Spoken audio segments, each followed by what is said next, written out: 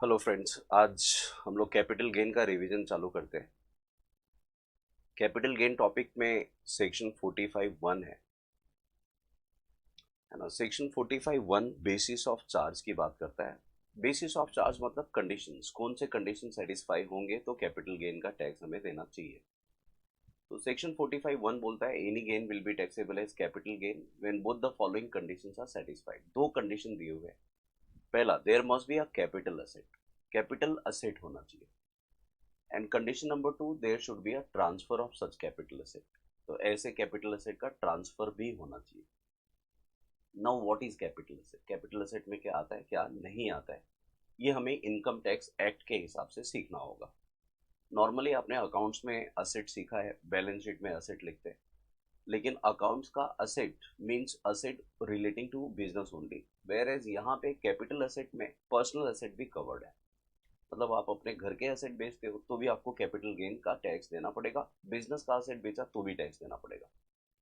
और ये capital asset is little different from normal asset. Capital asset मतलब ऐसा एसेट जिसका अर्निंग कैपेसिटी होता है, ये एसेट हमें ऑन करके देता है। ठीक है, तो सारे एसेट कैपिटल एसेट नहीं होते। हमें कैपिटल एसेट एज पर इनकम टैक्स एक्ट देखना पड़ेगा, क्या क्या कैपिटल एसेट के डेफिनेशन में कवर्ड है। सेकेंड कंडीशन, ट्रांसफर होना चाहिए। Transfer does not mean only a sale. Sale सिर्फ ट्रांसफर में कवर नहीं होता है दोस्तों। ट्रांसफर में सेल के अलावा एक्सचेंज, बार्टर एक्सचेंज हम लोग बोलते हैं जिसे, रिलिंक्विशमेंट, एक्सटिंग्विशमेंट वगैरह सब कवर्ड है। तो वन बाय वन हम देखते हैं। सबसे पहला तो डेफिनेशन कैपिटल असेट का देख लेते हैं। इसको डिफाइन किया है under section 214 of income tax act, which includes asset of any kind. सारे टाइप के असेट इसमें कवर्ड है। मूवेबल होगा तो भी, इमूवेबल होगा तो भी, टेंजिबल है तो भी, इंटेंजिबल है तो भी, पर्सनल एसेट होंगे तो भी, और इम्पर्सनल अगर एसेट है तो भी। मतलब कैपिटल एसेट में सारे एसेट कवर्ड है, but there are certain exceptions. It doesn't include movable personal effects.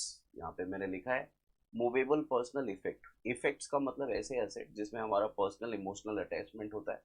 Normally we don't tend to sell these assets. ये असेट अगर हमारे पास है तो हम बेचने के लिए इस असेट को अपने पास नहीं रखते हैं। ठीक है, नॉर्मली हम लोग पर्सनल यूज के लिए रखते हैं और वी नॉर्मली डोंट सेल। लेकिन अगर कभी आपने फ्यूचर में सेल भी किया तो भी उसके ऊपर टैक्स तो देना नहीं पड़ेगा, क्योंकि ये कैपिटल एसेट के डेफिनेशन के बाहर है। तो ये थोड़ा सा कंफ्यूजिंग पॉइंट है दोस्तों। गवर्नमेंट सबसे पहले बोलता है मूवेबल एसेट भी कैपिटल एसेट के डेफिनेशन में आता है, पर्सनल एसेट भी कैपिटल एसेट के डेफिनेशन में आता है। लेकिन अभी अभी हमने एक्सेप्शन सीखा, movable personal effects. Movable personal asset के ऊपर आपको टैक्स नहीं देना है। इफेक्ट्स का मतलब असेट, आप ऐसा समझो। तो मूवेबल पर्सनल असेट पे टैक्स नहीं देना है। ठीक है, लेकिन वापस एक्सेप्शन है, एक्सेप्शन के अंदर एक्सेप्शन। गवर्नमेंट बोलता है ड्राइंग्स पे, ज्वेलरी पे, शेयर्स इन सिक्योरिटीज, कल्चर पे, आर्ट वर्क पे, आर्कियोलॉजिकल कलेक्शन और पेंटिंग्स पे आपको टैक्स देना पड़ेगा। Although these assets are personal and movable asset, है ना। मूवेबल पर्सनल होने के बावजूद भी टैक्स देना पड़ेगा। तो एक्सेप्शन में एक्सेप्शन है, ये थोड़ा सा कंफ्यूजिंग पॉइंट है, मैं यहाँ पे लिख के बताता हूँ। सबसे पहले तो मैंने बताया कि मूवेबल इमूवेबल सारे एसेट है, लेकिन गवर्नमेंट बोलता है मूवेबल पर्सनल पे टैक्स मत दो। Movable personal effects are not a capital asset and therefore there is no capital gain on transfer of such asset. ठीक है, तो इस पे हमें टैक्स नहीं देना है ना। जैसे फॉर एग्जांपल समझो आपका पर्सनल कार है, आपने अपना पर्सनल कार सेल किया तो टैक्स नहीं लगेगा। पर्सनल मोबाइल है ना, पर्सनल लैपटॉप वगैरह है, इस पे टैक्स नहीं देना पड़ेगा। लेकिन एक्सेप्शन है दोस्तों, है ना। ये तो कैपिटल असेट नहीं है, not a capital asset. What is capital asset? Capital asset में क्या आएगा, तो ड्राइंग्स आएगा। अगर आपने पर्सनल ड्राइंग्स, पेंटिंग्स वगैरह बेचा तो आपको टैक्स देना पड़ेगा। ठीक है, ज्वेलरी वगैरह कवर है इसमें, ज्वेलरी, है ना। जैसे इसमें बुलियन वगैरह भी कवर है। बुलियन सोने चांदी के बिस्किट्स, उसके बार्स वगैरह, ब्रिक्स वगैरह, उसको बेचने पे भी टैक्स आपको देना पड़ेगा, है ना। इसमें और क्या कवर है, शेयर्स कवर है। शेयर्स एंड सिक्योरिटीज, इस पे आपको टैक्स भरना पड़ेगा अगर आपने इसको बेचा तो। शेयर्स एंड सिक्योरिटीज, स्कल्पचर है ना, आपने मूर्ति बेची, स्कल्पचर, पर्सनल स्कल्पचर वगैरह, तो भी आपको टैक्स देना पड़ेगा। आर्ट वर्क है, any type of art work, archaeological collection है, पुराने ज़माने का रेयर कलेक्शन है आपके पास, तो आर्कियोलॉजिकल कलेक्शन पे भी टैक्स देना पड़ेगा अगर उसका ट्रांसफ़र हुआ, है ना। तो ये सब कैपिटल असेट के डेफिनेशन में कवर है, हमें ड्राइंग्स पेंटिंग्स वगैरह पे टैक्स तो देना पड़ेगा, ठीक है। अभी देखो ये ज्वेलरी भी पर्सनल ज्वेलरी है ना, पर्सनल ज्वेलरी होने के बावजूद, पर्सनल बुलियन होने के बावजूद भी ये कैपिटल असेट के डेफिनेशन में कवर है। तो आपको याद रखना है कि एक्सेप्शन है मूवेबल पर्सनल इफेक्ट्स का, ड्राइंग्स ज्वेलरी वगैरह, ठीक है ना। व्हाट इज ज्वेलरी, ज्वेलरी को भी समझ लेते हैं। देखो ज्वेलरी में क्या क्या कवर है, ज्वेलरी में ऑर्नामेंट्स वगैरह आता है which is made up of gold silver platinum वगैरह प्रेशस मेटल्स वगैरह, है ना। इसमें गोल्ड सिल्वर प्रेशस मेटल्स वगैरह वेदर और नॉट वर्कड और shown into a wearing apparel, है ना। कपड़े वगैरह में हमने इस सोने चांदी को सिल दिया है या नहीं सिला है, गवर्नमेंट बोलता है अगर आपने इसको फर्नीचर में कपड़े में वगैरह, है ना, एम्बेड करके बेचा तो भी हम लोग उसको ज्वेलरी में कवर करेंगे और इसके ट्रांसफर पे टैक्स लगाएंगे। अगर आप एज इट इज बेचते हो तो भी टैक्स देना पड़ेगा। यहाँ पे मैंने लिखा है गोल्ड या सिल्वर के कॉइन्स वगैरह बार्स वगैरह यूज्ड फॉर पूजा, पूजा पाठ के लिए अगर आपने सोने चांदी के कॉइन्स वगैरह यूज करते हो तो कैपिटल असेट के डेफिनेशन में कवर होता है, इसको बेचने पे आपको टैक्स देना पड़ेगा, है ना। इसको हम लोग नॉर्मली हाउस होल्ड पर्पज के लिए यूज नहीं करते भी, है ना। Day to day personal activity के लिए हम लोग यूज नहीं करते। फॉर एग्जाम्पल समझो अगर सोने चांदी के यूटेंसिल्स है, बर्तन है, वेसल्स है, तो वो घर के काम के लिए यूज होता है, हाउस होल्ड पर्पज के लिए यूज होता है, तो उस पर आपको टैक्स देना नहीं पड़ेगा, ठीक है। टैक्स किस पे देना है, सोने चांदी के, है ना, बार्स वगैरह कॉइन्स वगैरह पे टैक्स है। बर्तन वगैरह है सोने चांदी का तो वो डेफिनेशन के बाहर है, उस पर टैक्स नहीं देना है। बुलियन वगैरह भी कवर्ड है, बुलियन वगैरह को बेचने पे टैक्स देना पड़ेगा, सोने चांदी के बिस्किट्स वगैरह बार्स वगैरह, उसके ब्रिक्स वगैरह को बेचने पे टैक्स लगेगा। एक्सक्लूड में मैंने गोल्ड बॉन्ड भी लिखा है और डिपॉजिट सर्टिफिकेट भी लिखा है issued under gold monetization scheme, है ना, जो मोदी गवर्नमेंट ने लॉन्च किया था। तो ये गोल्ड डिपॉजिट बॉन्ड या गोल्ड डिपॉजिट स्कीम ये ज्वेलरी में कवर्ड नहीं है, अगर इस गोल्ड बॉन्ड को आप बेचते हो तो टैक्स नहीं देना पड़ेगा, ठीक है।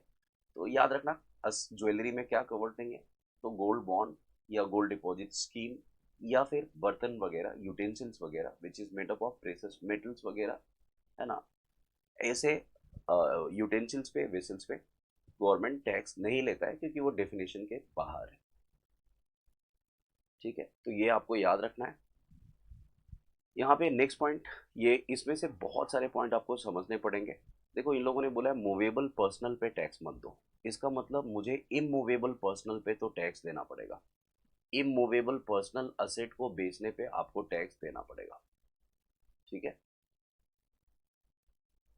Immovable personal asset, sir immovable personal asset में क्या आता है, जैसे आपका पर्सनल, है ना, रेसिडेंशियल हाउस प्रॉपर्टी, जिस घर में आप रहते हो अगर आप उसको बेचोगे तो टैक्स देना पड़ेगा, है ना। जैसे रेसिडेंशियल प्लॉट ऑफ लैंड है, रेसिडेंशियल प्लॉट ऑफ लैंड को बेचने पे भी आपको कैपिटल गेन का टैक्स लगेगा। ये पर्सनल है, although these are personal asset but they are covered under the definition of the capital asset, and in case of transfer of these assets the person is liable to pay taxes, capital gain का tax तो लगेगा, ठीक है।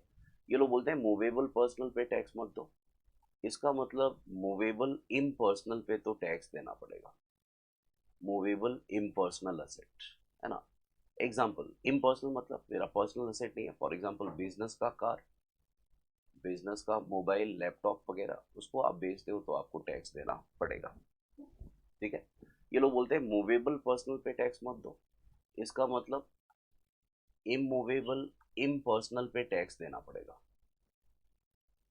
Immovable impersonal पे tax देना पड़ेगा। Example क्या, जैसे बिजनेस का फैक्ट्री बिल्डिंग, है ना, फैक्ट्री का बिल्डिंग ये इमूवेबल है और पर्सनल नहीं है ना, factory building, office building and so on, इसके ऊपर आपको कैपिटल गेन का टैक्स लगेगा, ठीक है। तो एक ही पॉइंट से बहुत सारे पॉइंट हम लोगों ने, है ना, डिराइव किया, बहुत सारे पॉइंट हमने निकाले। मूवेबल पर्सनल पे टैक्स नहीं है, अदरवाइज बाकी के एक्सेप्शन पे हमें टैक्स देना पड़ेगा, उसमें मूवेबल पर्सनल पे टैक्स मूवेबल पर्सनल पे भी टैक्स है, उसमें मैंने ड्राइंग ज्वेलरी लिखा। इमूवेबल पर्सनल पे टैक्स है, मूवेबल इम्पर्सनल पे टैक्स है, इमूवेबल इम्पर्सनल पे टैक्स है। तो आई होप आपको ये पॉइंट समझा। नेक्स्ट पॉइंट देख लो। गवर्नमेंट बोलता है rural agricultural land in India पे टैक्स मत दो। अगर खेती का जमीन है, एग्रीकल्चरल लैंड है और रूरल एग्रीकल्चरल लैंड है तो आपको टैक्स नहीं देना है। ये कैपिटल असेट के डेफिनेशन के बाहर है, it is not included in section 214। तो रूरल एग्रीकल्चरल लैंड को बेचने पे कैपिटल गेन नहीं आता है and therefore there is no tax. लेकिन अगर अर्बन एग्रीकल्चरल लैंड है तो आपको टैक्स देना पड़ेगा। ठीक है, अर्बन एग्रीकल्चरल लैंड पे टैक्स देना पड़ेगा। इसमें और भी एक्सेप्शन दोस्तों, ये लोग बोलते हैं रूरल एग्रीकल्चरल लैंड पे टैक्स मत दो, इसका मतलब रूरल नॉन एग्रीकल्चरल लैंड पे टैक्स देना पड़ेगा, है ना। फॉर एग्जांपल गांव का समझो आपका, है ना, घर का जमीन है, रेसिडेंशियल प्लॉट है, या गांव का समझो इंडस्ट्रियल प्लॉट है, तो आपको उस पर टैक्स देना पड़ेगा। रूरल एग्रीकल्चरल लैंड पे टैक्स नहीं है, अदरवाइज बाकी के लैंड पे तो टैक्स लगेगा, है ना। तो रूरल नॉन एग्रीकल्चरल पे टैक्स लगेगा, अर्बन एग्रीकल्चर पे टैक्स लगेगा, अर्बन नॉन एग्रीकल्चर पे भी टैक्स देना पड़ेगा। ठीक है, now it becomes important for us to know what is rural land and what is urban land. तो गवर्नमेंट ने इसको भी एक्सप्लेन किया है, what is rural and what is urban, है ना। An agricultural land which is not an urban agricultural land is called as rural agricultural land. जो भी लैंड अर्बन लैंड नहीं है उसको हम लोग रूरल एग्रीकल्चरल लैंड बोलते हैं। ठीक है, अभी रूरल एग्रीकल्चरल लैंड में क्या क्या आएगा और अर्बन लैंड में क्या आएगा ये हम लोग देख रहे हैं। अर्बन लैंड में गवर्नमेंट बोलता है a land which is located with in the jurisdiction of a local authority is urban agricultural land. For example अभी जैसे हम लोग मुंबई म्यूनसिपल कॉरपोरेशन के एरिया में रहते हैं, मुंबई में रहते हैं, तो यहाँ का म्यूनसिपल कॉरपोरेशन का जहाँ तक ज्यूरिसडिक्शन है, जहाँ तक इनका ज्यूरिसडिक्शन है, अगर इनके ज्यूरिसडिक्शनल एरिया में आपका एग्रीकल्चरल लैंड है तो ऐसे लैंड को अर्बन एग्रीकल्चरल लैंड बोलते हैं। ठीक है, तो विद इन मुंबई अगर आपका एग्रीकल्चरल लैंड रहेगा तो वो अर्बन लैंड ही कहलाएगा।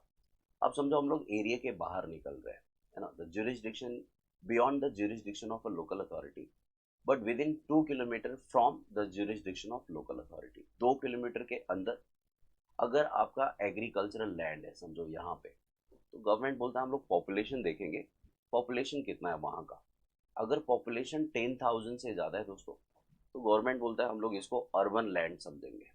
ठीक है, तो समझो आपका agricultural land is located with beyond the jurisdiction of local authority but within 2 kilometer and the population is more than 10,000 then the land is said to be urban land।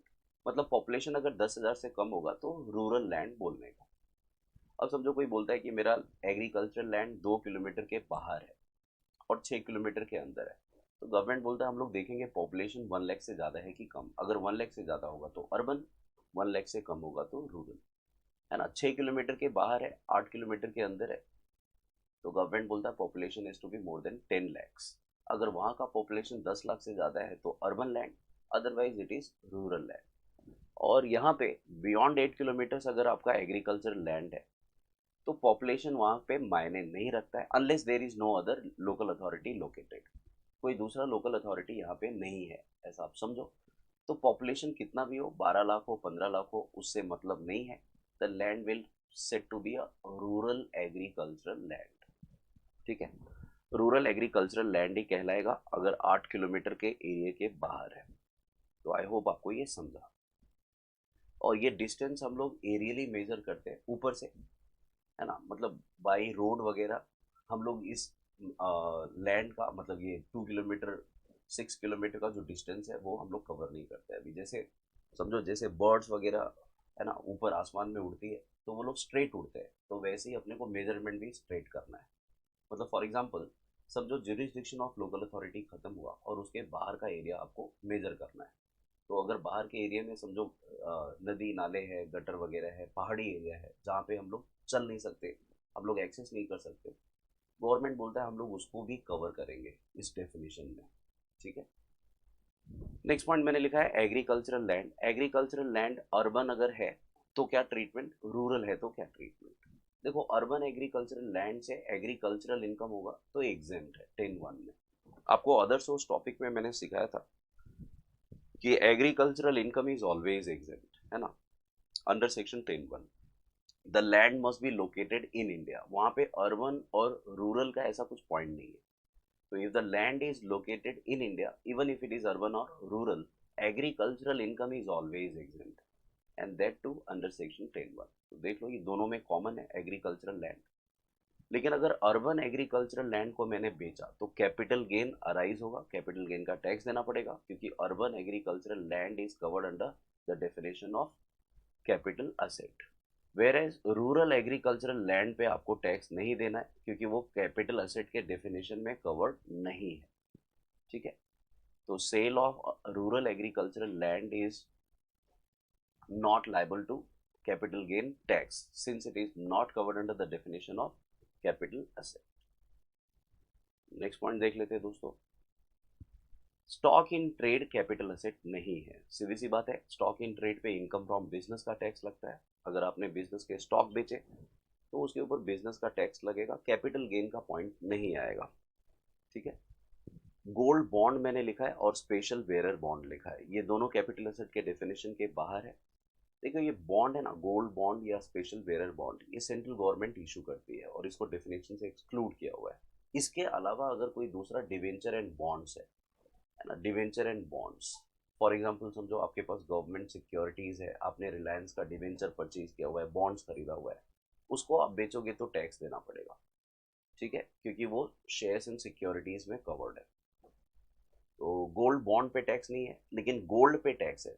याद रखना, gold bond क्या है, debenture है, इस पे आप tax मत दो। लेकिन अगर गोल्ड है तो रियल गोल्ड को अगर आप बेचते हो तो उस पर टैक्स देना पड़ेगा, क्योंकि वो ज्वेलरी में कवर्ड है। ठीक है, ज्वेलरी में खाली हमने क्या सीखा, गोल्ड बॉन्ड नहीं आएगा, स्पेशल अपना गोल्ड बॉन्ड नहीं आएगा, गोल्ड डिपॉजिट स्कीम वगैरह नहीं आएगा, और यूटेंसिल्स वगैरह नहीं आएगा। ठीक है, नेक्स्ट पॉइंट, तो ये पॉइंट आपको याद रखना है, what is capital asset and what is not. इसका मैंने समरी यहाँ पे दिया हुआ है ना। Movable personal effects are not capital asset, no capital gain. Examples दिए हुए, rural agricultural land, stock in trade, gold bond, special bearer bond, इस पे टैक्स मत दो। टैक्स किस पे देना है, ड्राइंग्स पे, ज्वेलरी पे, है ना, gold, jewellery, Boolean, personal drawings, paintings, shares and securities, movable personal assets, for example movable impersonal asset, I am sorry, जैसे बिजनेस का कार, बिजनेस का computer, laptop. Immovable personal asset पे टैक्स देना है, residential house property, immovable impersonal पे tax देना है, urban agricultural land पे टैक्स देना है, रूरल एग्रीकल्चरल लैंड पे टैक्स देना है, रूरल रेसिडेंशियल प्लॉट पे टैक्स देना है, रूरल एग्रीकल्चरल लैंड तो डेफिनेशन से एक्सक्लूड किया हुआ है, उस पर टैक्स नहीं है। और बिजनेस फिक्स असेट, बिजनेस के जैसे मशीन वगैरह आप बेचते हो तो आपको उसके ऊपर टैक्स देना पड़ेगा। तो आई होप आपको ये पॉइंट समझा। इसके बाद नेक्स्ट पॉइंट, यहाँ पे मैंने एग्जाम्पल दिया हुआ है, ये अपने मॉड्यूल के ही एग्जाम्पल है ना। यहाँ पे मैंने लिखा है area A, area B, area वगैरह, बहुत सारे एग्जाम्पल।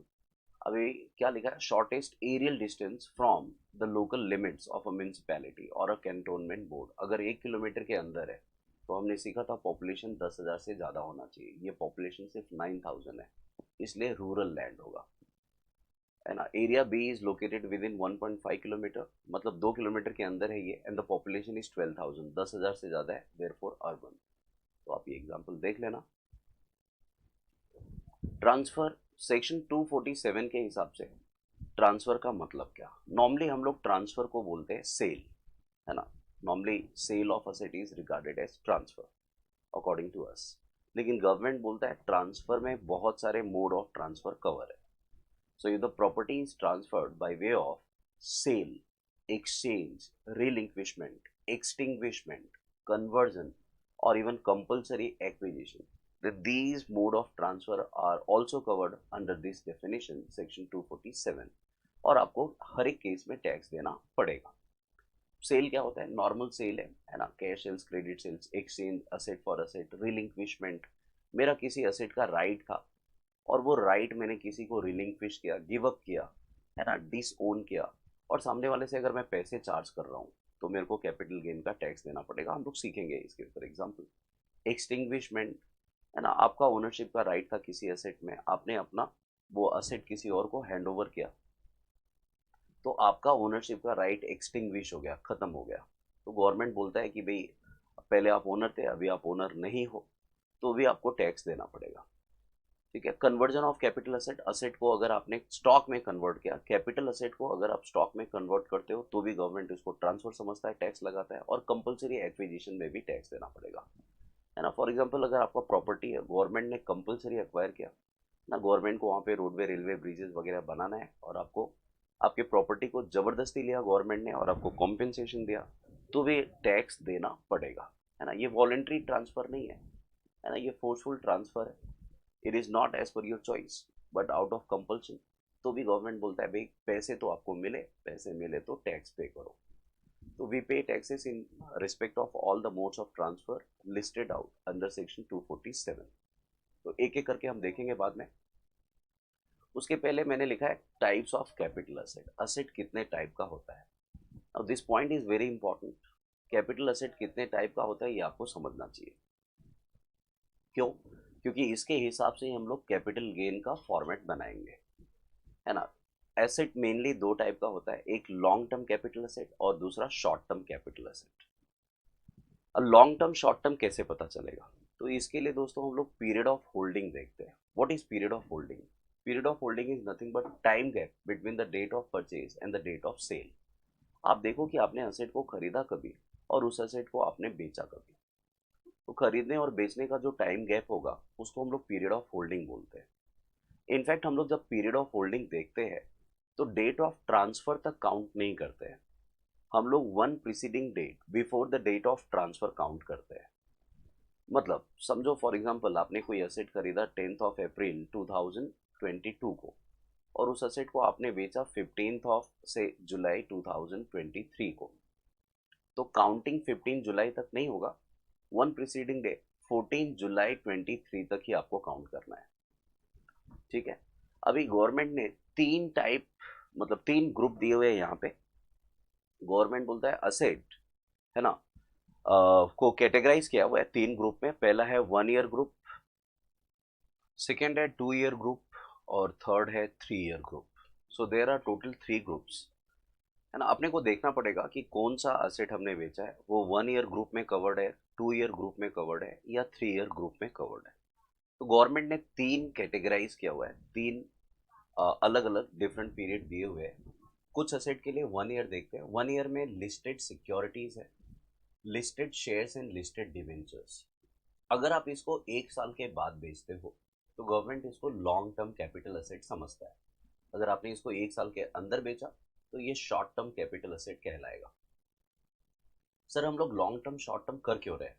देखो दोनों का फॉर्मेट तो सेम ही है लेकिन कैलकुलेशन डिफर होगा। लॉन्ग टर्म में बेनिफिट थोड़ा ज़्यादा मिलता है as compare to short term. तो इसलिए beforehand, before solving the sums, we must first know whether the asset sold by SSC is long term or short term, क्योंकि answer variable हो जाएगा, आंसर दोनों का अलग आएगा। तो अगर क्वेश्चन में समझो लॉन्ग टर्म दिया है, आपने शॉर्ट टर्म का आंसर लिखा, तो 1 मार्क भी नहीं मिलेगा।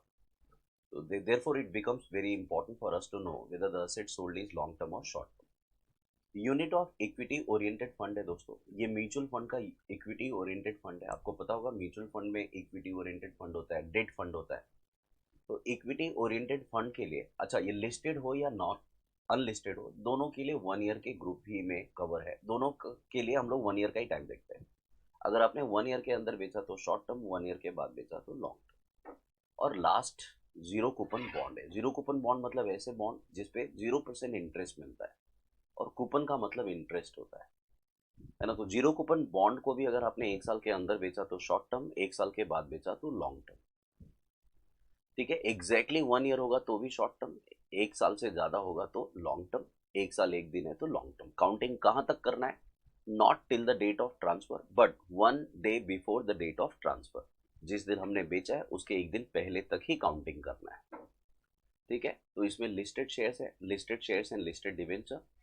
Units of equity oriented fund है दोस्तों, लिस्टेड हो या अनलिस्टेड। और लास्ट में zero coupon bond.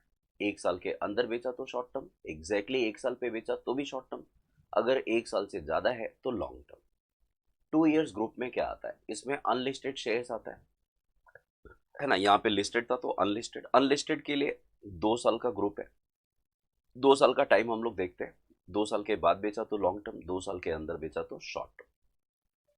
Land and building है, लैंड एंड बिल्डिंग के लिए भी 2 साल का टाइम, और shares of a foreign company which is listed outside India, है ना। फॉरेन कंपनी का शेयर इंडियन स्टॉक एक्सचेंज में लिस्टेड नहीं है, फॉरेन स्टॉक एक्सचेंज में लिस्टेड है, उसके लिए भी हम लोग 2 ईयर्स का टाइम देखते हैं। अगर एग्जैक्टली 2 साल पे बेचा तो शॉर्ट टर्म, 2 साल के ऊपर बेचा तो लॉन्ग टर्म, 2 साल से ज्यादा है तो लॉन्ग। 3 ईयर्स ग्रुप में क्या आता है, 3 ईयर्स ग्रुप में अदर कैपिटल एसेट है इन दोनों को छोड़ के। जैसे यहाँ पे मैंने आपको लिखा बताया लिस्टेड डिवेंचर्स 1 ईयर ग्रुप में आता है। 2 ईयर में अनलिस्टेड डिवेंचर नहीं है, यहाँ पे अनलिस्टेड शेयर्स है, तो यहाँ पे आ जाएगा अनलिस्टेड डिवेंचर्स किसमें, 3 ईयर ग्रुप में। ठीक है, यहाँ पे बाकी के जैसे गोल्ड है, ज्वेलरी वगैरह है, वो सब इसमें 3 ईयर्स ग्रुप में आएगा। डिप्रिसिएबल असेट है वो 3 ईयर्स ग्रुप में आएगा, है ना। इसमें डेट ओरिएंटेड म्यूचुअल फंड आएगा, बिजनेस ट्रस्ट का यूनिट्स आएगा, बिजनेस ट्रस्ट वगैरह के सम्स अपने पीवाई अपने सी इंटर में नहीं है, लेकिन आपको एक बेसिक नॉलेज होना चाहिए, है ना। बिजनेस ट्रस्ट इसका भी यूनिट्स होता है, जैसे म्यूचुअल फंड का यूनिट्स होता है वैसे बिजनेस ट्रस्ट का यूनिट है। अगर इक्विटी ओरिएंटेड फंड है तो 1 ईयर का ग्रुप, अगर डेट ओरिएंटेड फंड है तो 3 ईयर, बिजनेस ट्रस्ट का यूनिट्स है तो 3 ईयर। अदर कैपिटल सेट लिखा है दोस्तों, जैसे गोल्ड वगैरह ये सब, है ना, ड्राइंग्स पेंटिंग्स वगैरह सब 3 ईयर्स में कवर्ड है। ठीक है, तो ये आपको ध्यान में रखना है। How to compute the period of holding, तो मैंने यहाँ पे लिखा है एग्जाम्पल 10 अप्रैल 21 को खरीदा और बेचा 10 अप्रैल 22, हमें काउंट करना है 9 अप्रैल 22 तक ही। तो 10 अप्रैल से 9 अप्रैल एग्जैक्टली 1 ईयर होता है ना, एग्जैक्ट 1 ईयर। ठीक है, तो इसलिए ये शॉर्ट टर्म होगा। अगर हमने इसको बेचा होता 11 अप्रैल को तो काउंटिंग होता 10 अप्रैल तक, तो 10 April to 10 April 1 year and 1 day हो जाता, फिर मैं इसको लॉन्ग टर्म कैपिटल असेट बोलता। ठीक है, इसको हम लोग बाद में कवर करते हैं। Property declared under IDs, format मैंने बनाया यहाँ पे कंप्यूटेशन ऑफ कैपिटल गेन्स का। शॉर्ट टर्म और लॉन्ग टर्म का फॉर्मेट अगर आप देखो तो ऑलमोस्ट सेम है विद वन एक्सेप्शन।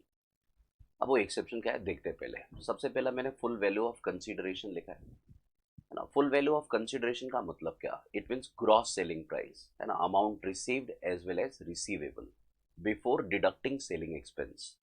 तो अगर आपने असेट बेचा तो आप ग्रॉस सेलिंग प्राइस लिखो, we call it as FVOC, full value of consideration.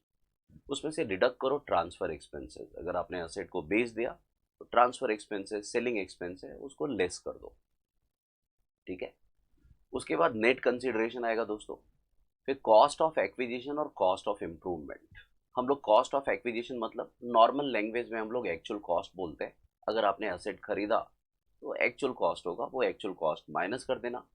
और कॉस्ट ऑफ इम्प्रूवमेंट क्या होता है, बड़े खर्चे होते हैं, कैपिटल नेचर के खर्चे होते हैं, कैपिटल एक्सपेंडिचर होते हैं, जिससे असेट का लाइफ इंप्रूव होता है या बढ़ता है ना। तो कैपिटल नेचर के फॉर एग्जांपल जैसे कॉस्ट ऑफ एडिशन है, ऑल्टरेशन है, मॉडिफिकेशन वगैरह है, ये हम लोग कैपिटल एक्सपेंडिचर माइनस कर सकते हैं। तो एक पॉइंट आपको नोट करना है कि ये हम लोग कैपिटल गेन फाइंड आउट कर रहे हैं, और कैपिटल गेन में कैपिटल एक्सपेंडिचर, है ना, असेट का कॉस्ट, ये इंपॉर्टेंट है। रेवेन्यू एक्सपेंसेस इंपॉर्टेंट नहीं है। रेवेन्यू एक्सपेंसेस में, है ना, जैसे डे टू डे एक्सपेंसेस होता है, बिजनेस का एक्सपेंस वगैरह, वो सब हम लोग नहीं लिखते। हम लोग असेट का सेलिंग प्राइस कॉस्ट प्राइस लिखते हैं, सेलिंग एक्सपेंस लिखते हैं, और कॉस्ट प्राइस में हम लोग cost of acquisition, cost of improvement खाली लिखते हैं। तो फॉर्मेट बहुत छोटा है ना। फाइनली आपको शॉर्ट टर्म कैपिटल गेन आएगा या तो शॉर्ट टर्म कैपिटल लॉस आएगा। So this is how we find out what short term capital gain. Format same है, आप देख सकते हो लॉन्ग टर्म के लिए भी, है ना। लॉन्ग टर्म में हमने क्या लिखा हुआ है, same FVOC, transfer expense, net consideration, लेकिन कॉस्ट ऑफ एक्विजिशन में मैंने यहाँ पे इंडेक्स किया हुआ है। Now what is indexed cost. Indexed cost का मतलब होता है इन्फ्लेटेड कॉस्ट, कॉस्ट को बढ़ा के लिखा है। अभी इन्फ्लेट क्यों किया, बढ़ाया क्यों। तो देखो दोस्तों, अगर हमने कोई असेट बेचा, फॉर एग्जाम्पल अगर आपने कोई असेट खरीदा कभी, फॉर एग्जाम्पल समझो लास्ट ईयर ही खरीदा 21 में, आपने एक घर खरीदा, है ना, समझो अक्टूबर 21 में, 10 अक्टूबर 21, वो हाउस प्रॉपर्टी कितने का खरीदा, 10 लाख का, और उस घर को इस साल आपने बेचा, है ना, कभी बेचा, फॉर एग्जाम्पल 31 दिसंबर 22 को, और कितने में बेचा, समझो 15 लाख में। तो हम लोग यहाँ से यहाँ तक का पीरियड देखते हैं। अभी हाउस प्रॉपर्टी 1 ईयर के ग्रुप में आता है, 2 ईयर या फिर 3 ईयर। तो house property land and building है, ये 2 ईयर्स ग्रुप में आता है। हम लोगों ने खरीदा और बेचा, इसका time gap is with in 2 year, 2 साल के अंदर है, तो हम लोग इस असेट को शॉर्ट टर्म कैपिटल असेट बोलेंगे, है ना, शॉर्ट टर्म कैपिटल असेट। और शॉर्ट टर्म में गवर्नमेंट क्या बोलता है, सेलिंग प्राइस में से straight away cost price minus करो, सिंपल कॉस्ट माइनस करो, तो 15 में से 10 क्या, मतलब मेरा 5 लाख का कैपिटल गेन आएगा।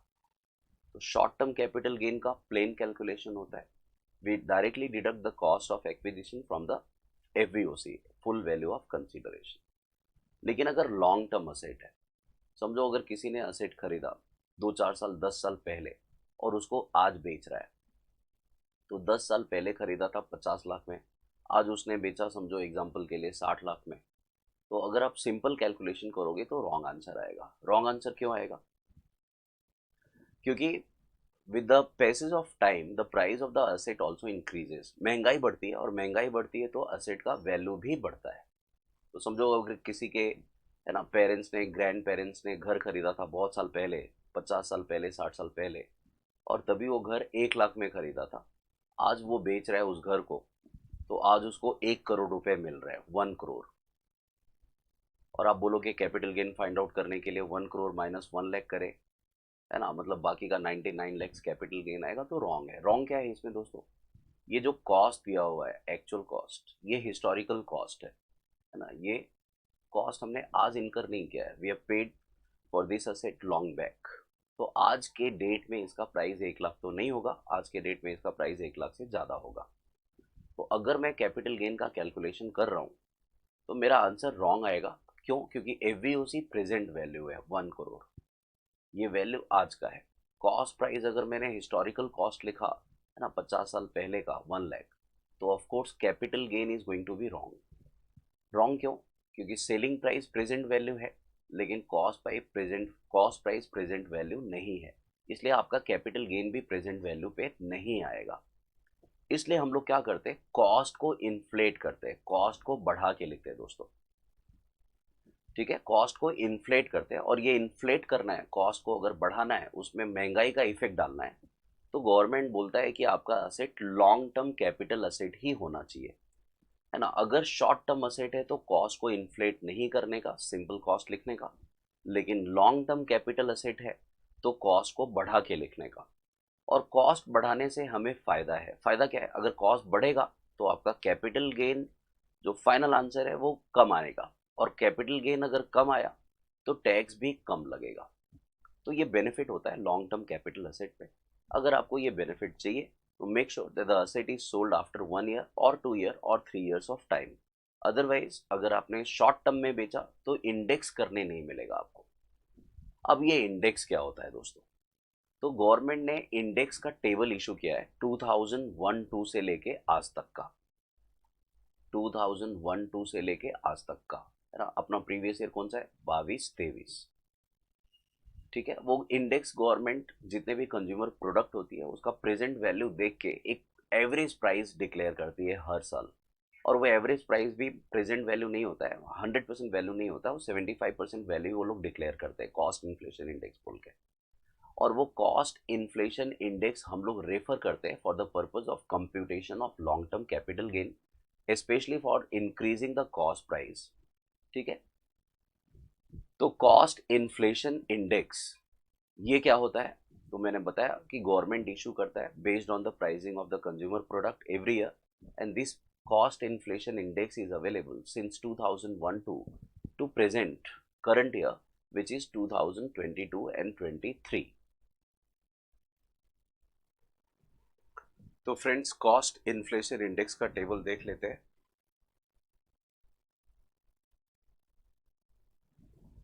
ये कॉस्ट इन्फ्लेशन इंडेक्स आपको याद नहीं रखना है, ये एग्जाम में आएगा, है ना। तो कैपिटल गेन के सम्स आ गए, तो कॉस्ट इन्फ्लेशन इंडेक्स भी क्वेश्चन में दिया रहता है, हमें इसे अप्लाई कैसे करना है वो जरा समझ लो। देखो 2001-2 में पहले इंडेक्स 100 था, फिर 2002-3 में जैसे जैसे महंगाई बढ़ी इंडेक्स भी बढ़ता गया, 100 से 105, फिर 109, 113, है ना। और प्रेजेंटली 2022-23 में ये इंडेक्स है 331। मतलब अगर समझो किसी प्रोडक्ट को परचेज करने के लिए पहले आप 2001-2 में 100 दे रहे थे, तो वो सेम प्रोडक्ट आज के डेट में परचेज करने के लिए आपको 331 देना पड़ेगा।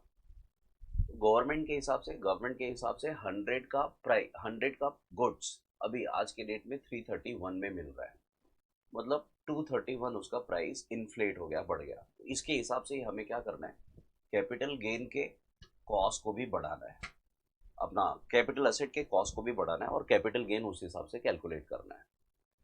तो फॉर एग्जांपल समझो हमने कोई एसेट खरीदा था, है ना, समझो हम लोगों ने कोई एसेट खरीदा 2004-5 में, ठीक है, और 4-5 में हमने खरीदा उसको समझो 1 लाख का। तो आज के डेट में 2022-23 आज के डेट में उसका वैल्यू क्या है, आज करंट प्रीवियस ईयर में उसका प्राइस क्या होगा।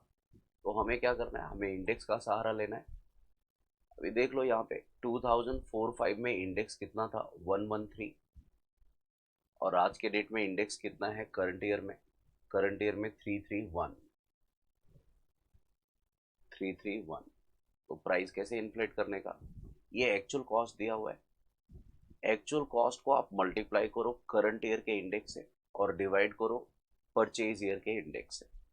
1 lakh into 331, 1 lakh into 331 divide by कितना 113, विच इज 2,92,920। ठीक है, मतलब 1 लाख के असेट को अभी मैं 2,92,920 लिखूंगा, मतलब I am going to write more than the actual cost से ज़्यादा लिखूंगा।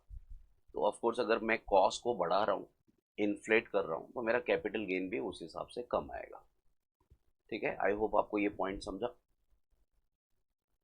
है ना। तो हम लोग इंडेक्स कैसे करते हैं, फॉर्मूला क्या हुआ बोलने का, कॉस्ट ऑफ एक्विजिशन 1 लाख है, मल्टीप्लाई करने का ट्रांसफर ईयर का इंडेक्स, ट्रांसफर ईयर मतलब 22-23 करंट ईयर में हमने ट्रांसफर किया था, है ना, ट्रांसफर ईयर इंडेक्स और डिवाइड करना है उसको दोस्तों एक्विजिशन ईयर इंडेक्स, जब भी आपने खरीदा था उस साल का index, acquisition year index. So 1 lakh into क्या 331 डिवाइड बाई 113, है ना, which comes out to be 2,92,920। इस तरह से इंडेक्स करना है। तो ये फॉर्मूला आपको याद रखना है, cost of acquisition into transfer year index divide by acquisition year index. इस तरह से हम लोग क्या करते हैं, कॉस्ट को इन्फ्लेट करके लिखते हैं, कॉस्ट को बढ़ा के लिखते हैं। ठीक है, अभी दूसरा एक एग्जांपल मैं बता रहा हूं।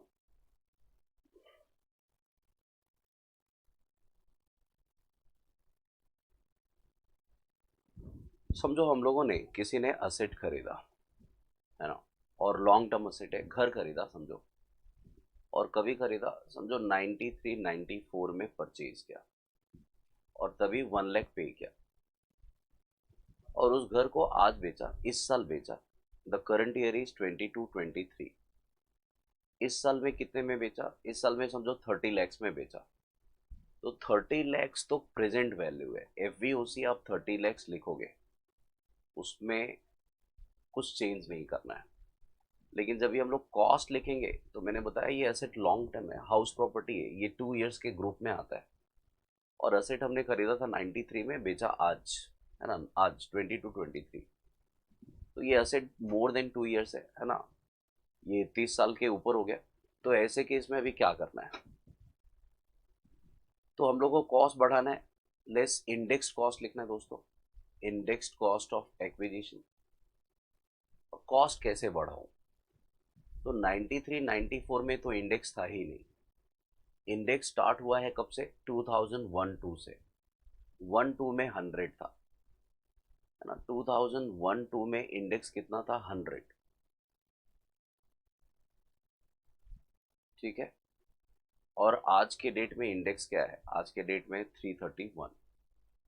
तो इसको मैं कैसे इन्फ्लेट करूं, अभी कुछ स्टूडेंट बोलते हैं सर 1 लाख को मल्टीप्लाई करो 331 से, डिवाइड करो 100 से। अगर आप ऐसा कर रहे हो तो रॉन्ग है, क्योंकि अगर आप 1 लाख को 331 से डिवाइड कर रहे हो, मल्टीप्लाई कर रहे हो और डिवाइड 100 से, इसका मतलब आप बोल रहे हो कि यहाँ पे भी 100 ही इंडेक्स होगा, और ऐसा कहना गलत है। यहाँ पे इंडेक्स कम होना चाहिए 100 से कम, लेकिन इंडेक्स तो दिया नहीं है, और हम लोग इंडेक्स निकाल भी नहीं सकते, तो गवर्नमेंट का काम है। तो मैं प्राइस बढ़ाऊँ कैसे, है ना। तो प्राइस बढ़ाने के लिए प्रॉब्लम हुआ, इसलिए गवर्नमेंट बोलता है देखो प्राइस को इन्फ्लेट करना है तो आप क्या करो, इंडेक्स तो है नहीं, तो आप फेयर मार्केट वैल्यू ले लो कभी का, 1 अप्रैल 2001 का, 1 अप्रैल 2001 का फेयर मार्केट वैल्यू निकालो इस असेट का। क्वेश्चन में दिया रहेगा, हमें क्या करना है, एक्चुअल कॉस्ट के जगह पे फेयर मार्केट वैल्यू कंसीडर करना है। अब समझो इस असेट का फेयर मार्केट वैल्यू है 5 लाख, तो मैं 5 लाख कंसीडर कर लूंगा, है ना, और 1 लाख को इग्नोर कर दूंगा, फिर 5 लाख को इंटू 331 डिवाइड बाई 100 करके इंडेक्स कर लूंगा, तो मेरा प्रॉब्लम सॉल्व। लेकिन इसमें कुछ लोगों को ऑब्जेक्शन होगा। ऑब्जेक्शन किसको होगा, समझो अगर किसी ने ये एसेट खरीदा है ना, at more than the fair market value on 1 April 2001, समझो 93 94 में किसी ने ये एसेट 7 लाख में खरीदा और उसका मार्केट वैल्यू बाद में फॉल डाउन टू 5 लाख हो गया, 5 लाख हो गया अभी, तो उस बंदे को गवर्नमेंट बोलता है भाई फेयर मार्केट वैल्यू 2001 का ले ले और इंडेक्स यहाँ से स्टार्ट कर दे, तो उसको उल्टा 2 लाख का नुकसान होगा, 2 लाख का लॉस होगा, है ना। इंडेक्सेशन बेनिफिट से प्राइस बढ़ना चाहिए और यहाँ पे इंडेक्स है ही नहीं, जिसकी वजह से हम लोग फेयर मार्केट वैल्यू ले रहे हैं, तो उसको नुकसान होगा 2 लाख का। तो इसलिए गवर्नमेंट बोलता है एक काम करो, आपको जो जमता है वो ले लो, तो हम लोग कौन सा लेंगे, whichever is higher, actual cost is 7 lakh, fair market value is 5 lakh, तो what we are going to consider is the higher of the two, तो हम लोग 7 लाख कंसीडर करने का, 7 लाख। ठीक है, ये किसके लिए, अगर किसी ने ऑलरेडी ज़्यादा पे करके एसेट खरीदा था इवन बिफोर 1 अप्रैल 2001 और जिसका मार्केट वैल्यू कम हो गया, उनको ये इसका बेनिफिट मिल सके, बस यही एक रीज़न है। ठीक है, तो ये पॉइंट आपको याद रखना है। कौन सा पॉइंट, अगर आपने असेट अक्वायर किया before 1 April 2001, then the cost of acquisition will be the actual cost or fair market value as on 2001 whichever is higher। ठीक है, ये पॉइंट आपको ध्यान में रखना है। अगर असेट मैंने खरीदा 1 अप्रैल 2001 को या एनी टाइम आफ्टर 1 अप्रैल 2001, तो फिर मुझे फेयर मार्केट वैल्यू लेना ही नहीं है, फिर मुझे एक्चुअल कॉस्ट लेना है, क्योंकि इंडेक्स भी अवेलेबल है, एक्चुअल कॉस्ट भी अवेलेबल है 2001 के बाद, तो फिर मैं अकॉर्डिंगली उसको क्या करूंगा, इंडेक्स कर दूंगा। लेकिन अगर क्वेश्चन में डेट ऑफ परचेज 2001 का दिया है, तो आपको एक्चुअल कॉस्ट और fair market value whichever is higher लेना चाहिए। ठीक है, ये पॉइंट याद रखना। अभी 1 2 साल पहले इसमें भी एक अमेंडमेंट हुआ। गवर्नमेंट बोलता है अगर समझो लैंड एंड बिल्डिंग है आपके पास, तो लैंड एंड बिल्डिंग के लिए हम लोग फेयर मार्केट वैल्यू 2001 का भी देखेंगे और इसको हम लोग कंपेयर करेंगे स्टैम्प ड्यूटी वैल्यू से भी, और स्टैम्प ड्यूटी वैल्यू भी कभी का 1 अप्रैल 2001 का देखेंगे, और इन दोनों में से जो कम होगा वो लेंगे। तो समझो स्टैम्प ड्यूटी वैल्यू कितना है, एग्जाम्पल के लिए समझो स्टैम्प ड्यूटी वैल्यू है 4 लाख, तो 5 लाख और 4 लाख, अभी इन दोनों में से लोअर आएगा 4 लाख, फिर इस 4 लाख को कंपेयर करना है 7 लाख के साथ, फिर विच एवर इज हायर आएगा। ठीक है, तो लैंड एंड बिल्डिंग में 2001 का फेयर मार्केट वैल्यू भी देखना है और स्टैम्प ड्यूटी वैल्यू भी देखना है, और दोनों में से जो लोअर होगा उसको कंपेयर करना है एक्चुअल कॉस्ट के साथ, और whichever is higher will be the cost of acquisition, बाद में आप उसको इंडेक्स कर लेना। देखो इंडेक्स करना इज वेरी आसान, वेरी सिंपल, इंडेक्स टेबल तो दिया ही रहता है, उसमें तो हमें कुछ याद नहीं रखना है, खाली हमें ये कंसिडर करना है, हमें ये ध्यान रखना है कि कौन सा अमाउंट ले, एक्चुअल कॉस्ट का अमाउंट ले, फेयर मार्केट वैल्यू का अमाउंट ले, या फिर स्टैम्प ड्यूटी वैल्यू का, है ना। एक बार अमाउंट आपको पता चला तो आप इंडेक्स आसानी से कर लोगे। ठीक है, तो ये पॉइंट याद रखना, है ना। If the asset is acquired before 1 April 2001, then what we find out, what we consider is actual cost, and how do we compute actual cost, by taking the higher of the actual cost or fair market value whichever is, है ना, the higher of the two। In case of land and building मैंने क्या बोला, fair market value को compare करना है stamp duty value से, इनमें से दो जो भी लोअर होगा वो आपको कंसिडर करना है। ठीक है, आगे बढ़ते हैं। तो 1 मिनट।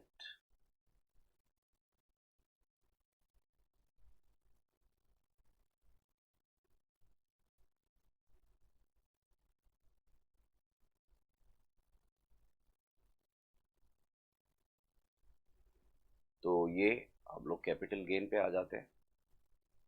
तो कॉस्ट ऑफ एक्विजिशन को इंडेक्स कैसे करते हैं, cost of acquisition into transfer year index, into transfer year index, divide by acquisition year index, acquisition year index. ठीक है, जो भी अमाउंट आएगा वो इंडेक्स्ड कॉस्ट है। वैसे ही कॉस्ट ऑफ इम्प्रूवमेंट को भी इंडेक्स करना है दोस्तों, कॉस्ट ऑफ इम्प्रूवमेंट को भी वैसे ही इंडेक्स करना है। Cost of improvement into transfer year index, transfer year means current year, divide by improvement year index.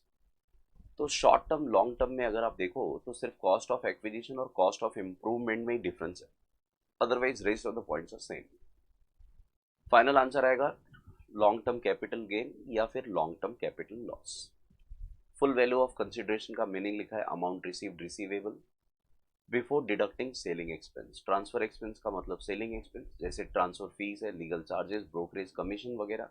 Asset को बेचते टाइम जो भी आपने एक्सपेंस किया वो लेस हो जाएगा। कॉस्ट ऑफ एक्विजिशन में नॉर्मली एक्चुअल कॉस्ट आता है और एक्चुअल कॉस्ट में परचेज प्राइस और परचेज एक्सपेंस आता है। समझो आपने घर खरीदा था 10 साल पहले 10 लाख में, और आपने 1 लाख का ब्रोकरेज वगैरह पे किया था, स्टैम्प ड्यूटी पे किया था, रजिस्ट्रेशन चार्जेस पे किया था, तो वो भी ऐड हो जाएगा परचेज एक्सपेंस बोल के। मतलब ये असेट मैंने 11 लाख में खरीदा है ऐसा बोलने का। फिर मैंने यहाँ पे पॉइंट लिखा है कॉस्ट ऑफ एक्विजिशन। अगर 2001 से पहले खरीदा है तो क्या करूँ? तो इन केस ऑफ लैंड और बिल्डिंग, पहले फेयर मार्केट वैल्यू ले लो 2001 का, स्टैम्प ड्यूटी वैल्यू ले लो, फिर दोनों में से लोअर ले लो। ठीक है, अभी जो भी लोअर अमाउंट आएगा उसको एक्चुअल कॉस्ट से कंपेयर करना चाहिए और इन दोनों में से विच एवर इज हायर लेना चाहिए। Whichever is higher will be the cost of acquisition.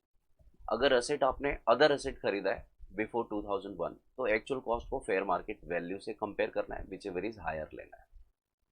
ठीक है, इसमें एक पॉइंट मैं और आपको सिखाऊंगा आगे, सेक्शन 112A, उसमें हम लोग फेयर मार्केट वैल्यू 31 जैन 18 का लेते हैं। तो फिलहाल के लिए अभी हम लोग ये पॉइंट पहले कंप्लीट कर लेते हैं। ऑन और आफ्टर 1 अप्रैल 2001, अगर आपने असेट खरीदा ऑन 1 अप्रैल 2001 और एनी टाइम देयर आफ्टर, तो एक्चुअल कॉस्ट लेना है, क्योंकि इंडेक्स करने के लिए आपके पास इंडेक्स अवेलेबल है ना, मतलब फेयर मार्केट वैल्यू लेना नहीं है। ठीक है, आगे बढ़ते हैं। कॉस्ट ऑफ इंप्रूवमेंट का मतलब any expenditure which improves the value of the life of the capital asset.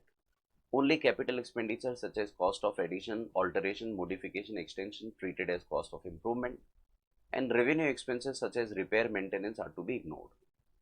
अब कॉस्ट ऑफ इंप्रूवमेंट में भी एक पॉइंट जरा देख लो। कॉस्ट ऑफ इंप्रूवमेंट मतलब बड़े खर्चे हैं, कैपिटल नेचर के खर्चे है ना। रेवेन्यू एक्सपेंसेस हम लोग नहीं लिखते हैं। तो मैं इसमें एक एग्जांपल वापस बताना चाहता हूँ। समझो हम लोगों ने ना कोई असेट खरीदा 93-94 में, और तभी हमने खरीदा था 1 लाख में,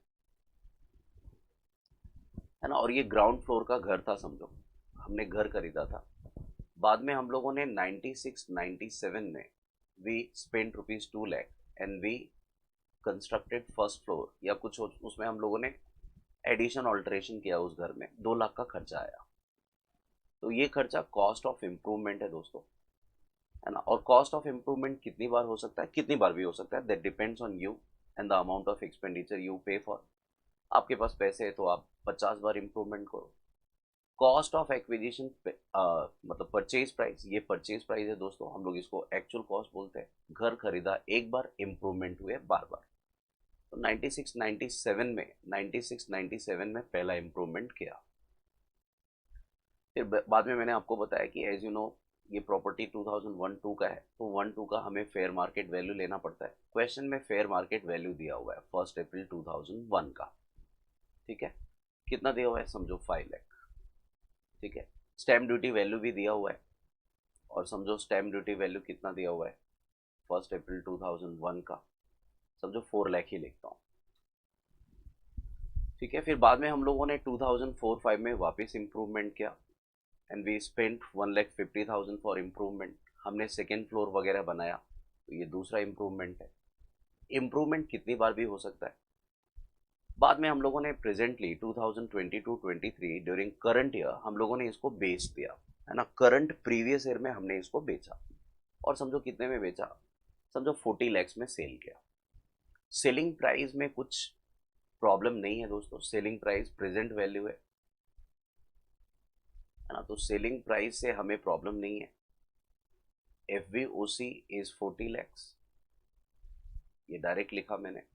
लेस हम लोग क्या करते हैं, ट्रांसफर एक्सपेंस, समझो नहीं है तो 40 लैक्स हो गया नेट कंसिडरेशन। फिर आपको क्या लेस करना है, अभी लॉन्ग टर्म हाउस प्रॉपर्टी है, हमने खरीदा था 93 में, बेचा अभी मोर देन 2 ईयर, तो लॉन्ग टर्म है।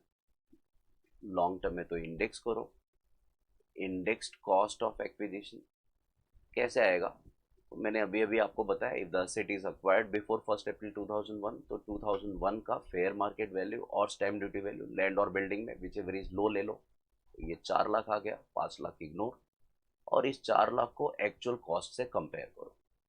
एक्चुअल कॉस्ट 1 लाख है, यहाँ पे विच एवर इज हमें क्या लेना है, विच एवर इज हायर, तो मैं 4 लाख ले लूँगा और उसको इंडेक्स कर दूंगा।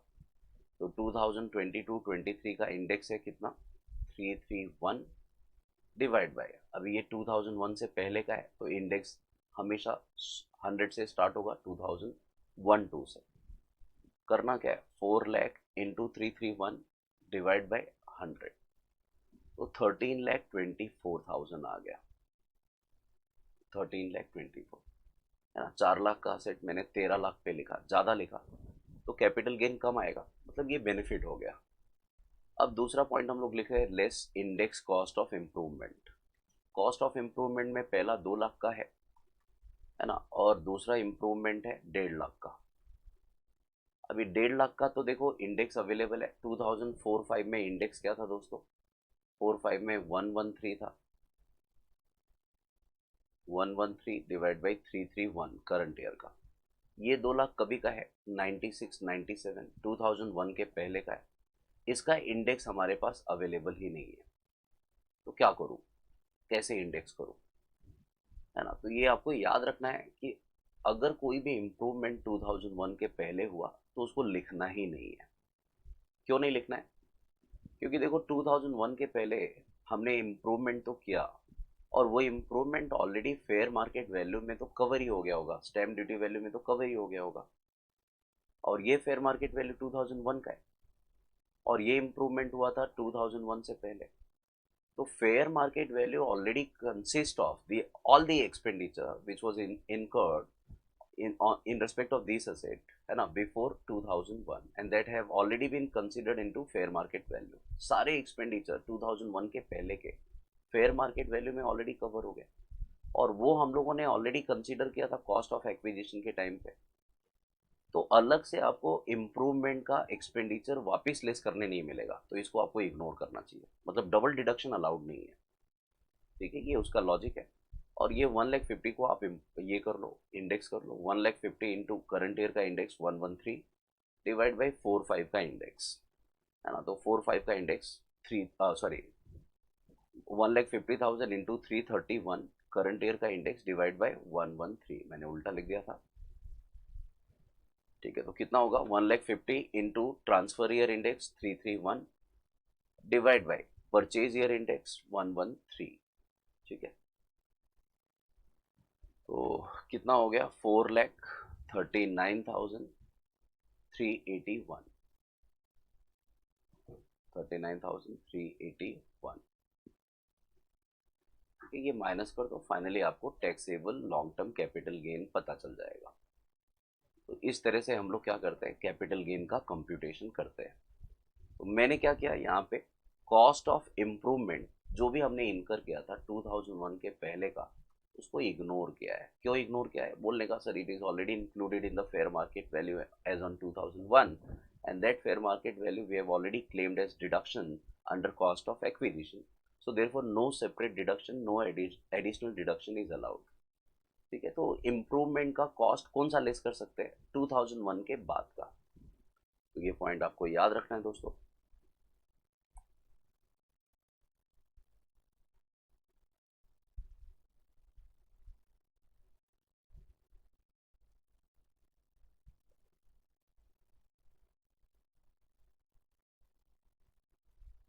तो यहाँ पे आ जाते हैं कैपिटल गेन्स में।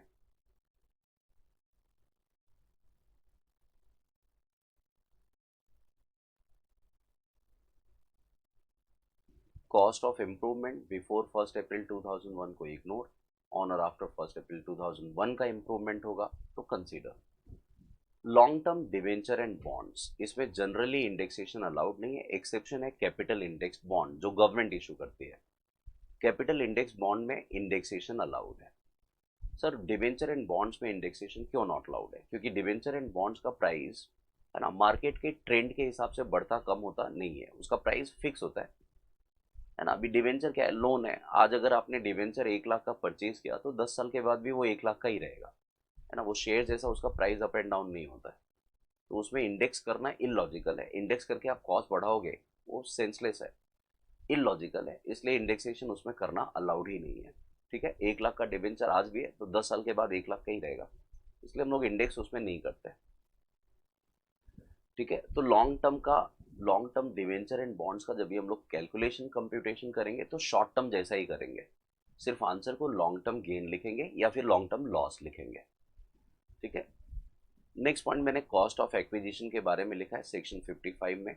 कॉस्ट ऑफ एक्विजिशन में क्या लेने का है ना, ये पॉइंट मैं अलग से सेपरेटली कवर करता हूँ। ठीक है, नेक्स्ट देखते हैं computation of capital gain section 48 के हिसाब से। ये पॉइंट मैंने नॉन रेसिडेंट फॉरेन कंपनी वगैरह का कवर किया है। ये पॉइंट आपको फाइनल में सीखना है, नॉन रेसिडेंट का कैलकुलेशन कंप्यूटेशन कैसे करते हैं, है ना। इसमें हम लोग है ना इंडेक्सेशन बेनिफिट वगैरह नहीं लेते हैं, लेकिन करेंसी कन्वर्जन का इफेक्ट डालते हैं। तो ये आपको सीखना नहीं है, नॉलेज के लिए डाला है। हम लोग सीधा अभी एक छोटा सा एग्जाम्पल में बताता हूँ, फिर आगे बढ़ते हैं।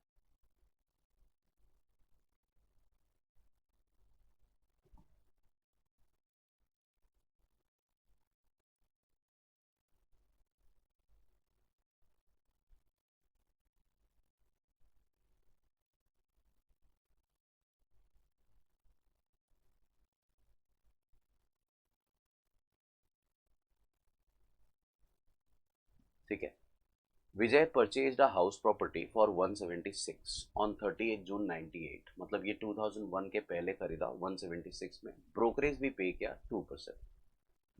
तो 1,76,000 प्लस 2% ब्रोकरेज, मतलब 179,520 में पड़ा। ये क्या है, ये एक्चुअल कॉस्ट है, 2001 के पहले का है। The following expenses are incurred by him for making addition alteration, और एडिशन ऑल्टरेशन के लिए एक्सपेंस पे किया, मतलब ये कॉस्ट ऑफ इम्प्रूवमेंट है। पहला 99 2000 में किया, इग्नोर करना है, 2001 के पहले का है। दूसरा 4-5 में किया, ये कंसीडर करना है। और तीसरा एडिशन ऑल्टरेशन किया, रिकंस्ट्रक्शन किया 11-12 में, ये कंसीडर करना है। तो दो इम्प्रूवमेंट हमें लेने हैं। Fair market value on 1 April 2001 is 450, whereas stamp duty value is 430। तो स्टैम्प ड्यूटी वैल्यू हमें क्या, जो विच एवर इज लेस लेना है, ये 430 आएगा। और इस 430 को एक्चुअल कॉस्ट से कंपेयर करना है, विच एवर इज हायर लेना है। तो ये कम हो गया, मतलब मुझे अभी 430 लेना पड़ेगा। Cost of acquisition, the house property is sold by him on June 15 22, current year में बेचा 60-50 में, 60,50,000 is FVOC। Expenses on transfer is 80, compute capital gain. तो सबसे पहले देख लो, ये हाउस प्रॉपर्टी है, हाउस प्रॉपर्टी कैपिटल एसेट के डेफिनेशन में कवर्ड है। और ये हाउस प्रॉपर्टी 2 इयर्स के ग्रुप में आता है। हमने इसे खरीदा था 98 में, और हम लोगों ने इसको बेचा है अभी, है ना, 2021 22 23 में। तो लॉन्ग टर्म है। सिंपल कैलकुलेशन, पहले FVOC आप लिख दो, which is 60,50,000, transfer expense minus कर दो। ट्रांसफर एक्सपेंस कितना दिया हुआ है, 80,000। तो 60-50 माइनस 80, है ना, 60-50 माइनस 80, 5970 नेट कंसिडरेशन। अभी एसेट लॉन्ग टर्म है तो आपको इंडेक्स करना पड़ेगा, index cost of acquisition. What is cost? तो मैंने बताया कॉस्ट में फेयर मार्केट वैल्यू और stamp duty value whichever is less, तो ये 430, और actual cost 179,520 which ever is high, तो कितना आएगा 430। And since this asset is purchase before 2001, हमें क्या करना है, 100 से डिवाइड करना है। करंट ईयर का index 331 divide by 100, base year 2001-2 आएगा। तो 430 इंटू 331 डिवाइड बाई कितना, 100। So the answer is 1,14,23,300. ठीक है, कॉस्ट ऑफ इम्प्रूवमेंट में 2004-5 का है 3,40,000, तो उसको भी सेपरेटली आप लेस कर दो, less indexed cost of improvement, है ना, 3,40,000 कभी का है 4-5 का, इंटू 331 डिवाइड बाई 113। 4-5 का इंडेक्स देख लेते हैं, है ना, 4-5 का इंडेक्स कितना, 113, ठीक है। और दूसरा इंडेक्स कभी का है वो भी देख लेते हैं। दूसरा 11-12 में क्या था, 184, ठीक है। तो 184, 4,90,000 इंटू करंट ईयर का इंडेक्स डिवाइड बाय 184। तो आप इस तरह से इसका अमाउंट फाइंड आउट कर लो, इसका फाइंड आउट कर लो, और इसमें से 5970 में से ये सब माइनस कर दो। फाइनली अगर पॉजिटिव आंसर आया तो लॉन्ग टर्म कैपिटल गेन, अगर लॉस आया तो लॉन्ग टर्म कैपिटल लॉस, खत्म। तो इस तरह से हम लोग आंसर लिखते हैं। बहुत सिंपल है दोस्तों कैपिटल गेन का कैलकुलेशन। फॉर्मेट भी बहुत प्रिसाइज है, छोटा फॉर्मेट है, तो ज़्यादा डिटेल में हमें नहीं लिखना है, ठीक है।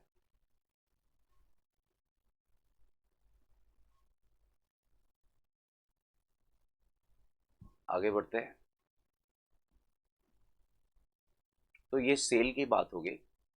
अभी सेल के बाद क्या, तो सेल के बाद दोस्तों एक्सचेंज होता है ना। हमने हमारा असेट दे दिया और सामने वाले ने अपना असेट हमें दिया, तो असेट फॉर असेट है। तो ऐसे केस में क्या करने का, है ना, यहाँ पे मैंने लिखा है exchange of capital asset, asset for asset. तो गवर्नमेंट बोलता है exchange of capital asset is also a transfer, इसमें भी आपको टैक्स देना पड़ेगा।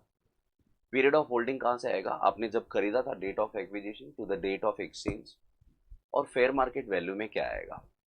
अब समझो मिस्टर ए ने, इसके पास शेयर्स था, और मिस्टर बी है, इसके पास गोल्ड है। इन लोगों ने आज के डेट में, आज समझो कोई डेट में लिखता हूँ 31 दिसंबर 2022, आज के डेट में इन लोगों ने एक्सचेंज किया। तो मिस्टर ए के लिए सेलिंग प्राइस क्या, तो मिस्टर ए देखेगा कंसीडरेशन में उसको गोल्ड मिल रहा है, तो वो एफवीओसी में गोल्ड का फेयर मार्केट वैल्यू लिखेगा, गोल्ड का फेयर मार्केट वैल्यू, है ना। क्यों, क्योंकि एफवीओसी का मतलब होता है full value of consideration, and what he is receiving as consideration is gold. तो जिस दिन मिला 31 दिसंबर को गोल्ड का फेयर मार्केट वैल्यू जो भी होगा, इसके लिए सेलिंग प्राइस। और कॉस्ट प्राइस में शेयर्स गया, है ना, तो शेयर्स इसने खरीदा था, तो ये कॉस्ट प्राइस में शेयर का कॉस्ट लिखेगा, ठीक है। अगर लॉन्ग टर्म है तो इंडेक्स्ड कॉस्ट ऑफ एक्विजिशन लिखेगा शेयर का। तो आपको ये पॉइंट याद रखना है, बस इसमें कुछ है नहीं special. Exchange of capital asset is very simple. Next point, अभी हम लोग देखो सेल हो गया, एक्सचेंज हो गया, अभी हम लोग रिलिंक्विशमेंट के बारे में सीखेंगे, लेकिन उसके पहले थोड़ा शेयर से रिलेटेड कुछ बेसिक कंसेप्ट हम लोग क्लियर कर लेते हैं। शेयर्स एंड सिक्योरिटीज पे दोस्तों सिक्योरिटी ट्रांजैक्शन टैक्स एप्लीकेबल होता है ना। ये सिक्योरिटी ट्रांजैक्शन टैक्स, अगर आप सिक्योरिटी में डील करते हो, if you are buying and selling shares on a recognised stock exchange, जैसे बॉम्बे स्टॉक एक्सचेंज है, नेशनल स्टॉक एक्सचेंज है, वहाँ पे अगर आपने सिक्योरिटीज खरीदे तो स्टॉक एक्सचेंज वाले एसटीटी लेंगे। समझो आपने 1 लाख का शेयर खरीदा, उसके ऊपर 0.1% अगर आपको एसटीटी लग गया, तो 1 लाख के ऊपर 0.1 100 रुपये होता है ना। ये 100 रुपये आपको स्टॉक एक्सचेंज में देना पड़ेगा। मतलब टोटल कॉस्ट आपके लिए कितना हो गया, 1,100,000, ठीक है। अगर सिमिलरली अगर आप ये शेयर बेचते हो, 1 लाख में आपने बेचा, तो बेचने के टाइम पे एसटीटी डिडक्ट हो जाता है सेलिंग प्राइस में से, तो 1 लाख में से 100 कट के आपको बाकी का डिफरेंस अमाउंट मिल जाएगा 99,900। तो एसटीटी हम लोग पे करते हैं कहाँ पे, स्टॉक एक्सचेंज में। अगर आपने लिस्टेड शेयर खरीदा होगा तो पे करना है, अगर आपने लिस्टेड शेयर बेचा होगा तो पे करना है। और एक और बात याद रखना कि ऐसा नेसेसरी नहीं है कि मैं लिस्टेड शेयर्स को रिकॉग्नाइज स्टॉक एक्सचेंज में ही बेचूं। हम लोग इसको, है ना, out of recognise stock exchange भी बेचते हैं। अगर आपने लिस्टेड शेयर्स को रिकॉग्नाइज्ड स्टॉक एक्सचेंज के बाहर बेचा तो एसटीटी एप्लीकेबल है ही नहीं। तो STT is applicable only when the shares are sold on a recognised stock exchange. ठीक है, तो अपने को देखना पड़ेगा कि हमने लिस्टेड शेयर्स किधर बेचा है। ठीक है, पहले यहाँ पे मैंने लिखा है applicable on purchase and sale of listed shares. STT listed shares पे एप्लीकेबल है ना। अगर आपने परचेज एंड सेल कहाँ पे किया, रिकॉग्नाइज स्टॉक एक्सचेंज में, और ये एप्लीकेबल हो गया 2004-05 से। मतलब 2004-05 के पहले एसटीटी नहीं लगता था, है ना। STT came into force with effect from previous year 2004-05। अगर मेरे लिए सिक्योरिटी स्टॉक इन ट्रेड है, मतलब समझो मैं डील करता हूँ शेयर्स में, है ना, मेरा काम है, मेरा बिजनेस है buying and selling of shares, तो गवर्नमेंट बोलता है जो भी आपने एसटीटी पे किया होगा परचेज के टाइम पे भी और सेल के टाइम पे भी, आप उसको बिजनेस एक्सपेंस बोल के पीएनएल अकाउंट में लिखो। और ऐसा सेक्शन 36(1)(15) अलाउ करता है। ठीक है, तो मतलब for those who are dealing in shares और securities and paying STT, they will claim it as business expense, है ना, they will reduce their profit, और उन लोग को फायदा है, बेनिफिट है। ठीक है, सेल पे किया होगा तो भी लेस करो, परचेज पे किया तो भी लेस करो, बिजनेस का एक्सपेंस काउंट करो।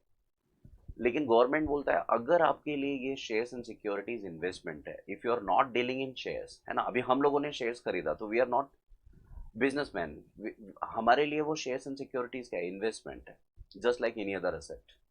तो अगर हमने एसटीटी पे किया होगा तो it is neither allowed as transfer expense, है ना। समझो आपने एसटीटी पे किया सेल के टाइम पे, शेयर्स को बेचा उस टाइम पे एसटीटी पे किया, तो आप इसको ट्रांसफर एक्सपेंस बोल के माइनस नहीं कर सकते।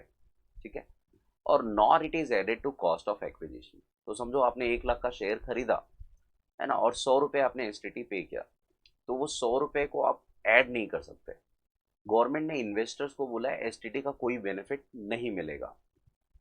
ठीक है, अगर परचेज पे किया तो कॉस्ट में ऐड मत करना, अगर सेल पे किया तो ट्रांसफर एक्सपेंस बोल के माइनस मत करना। तो एसटीटी का बेनिफिट सिर्फ किसको है ना, जिसके लिए स्टॉक इन ट्रेड है, जिसके लिए सिक्योरिटी शेयर्स वगैरह स्टॉक इन ट्रेड है, they can write it as business expense, but the investors are not allowed to claim it as neither expense, transfer expense, nor they are allowed to add it to the cost. तो हम लोगों को हमेशा ignore करना है। ऐसा कहाँ पे लिखा है, सेक्शन 48 के प्रोवाइजो में, 7th प्रोवाइजो में लिखा है, एक्सेप्शन में लिखा है। ठीक है, सेक्शन 48 में लॉन्ग टर्म का computation, long term capital asset का कंप्यूटेशन कैसे होता है वो दिया हुआ है। ठीक है, तो ये पॉइंट आपको याद रखना है।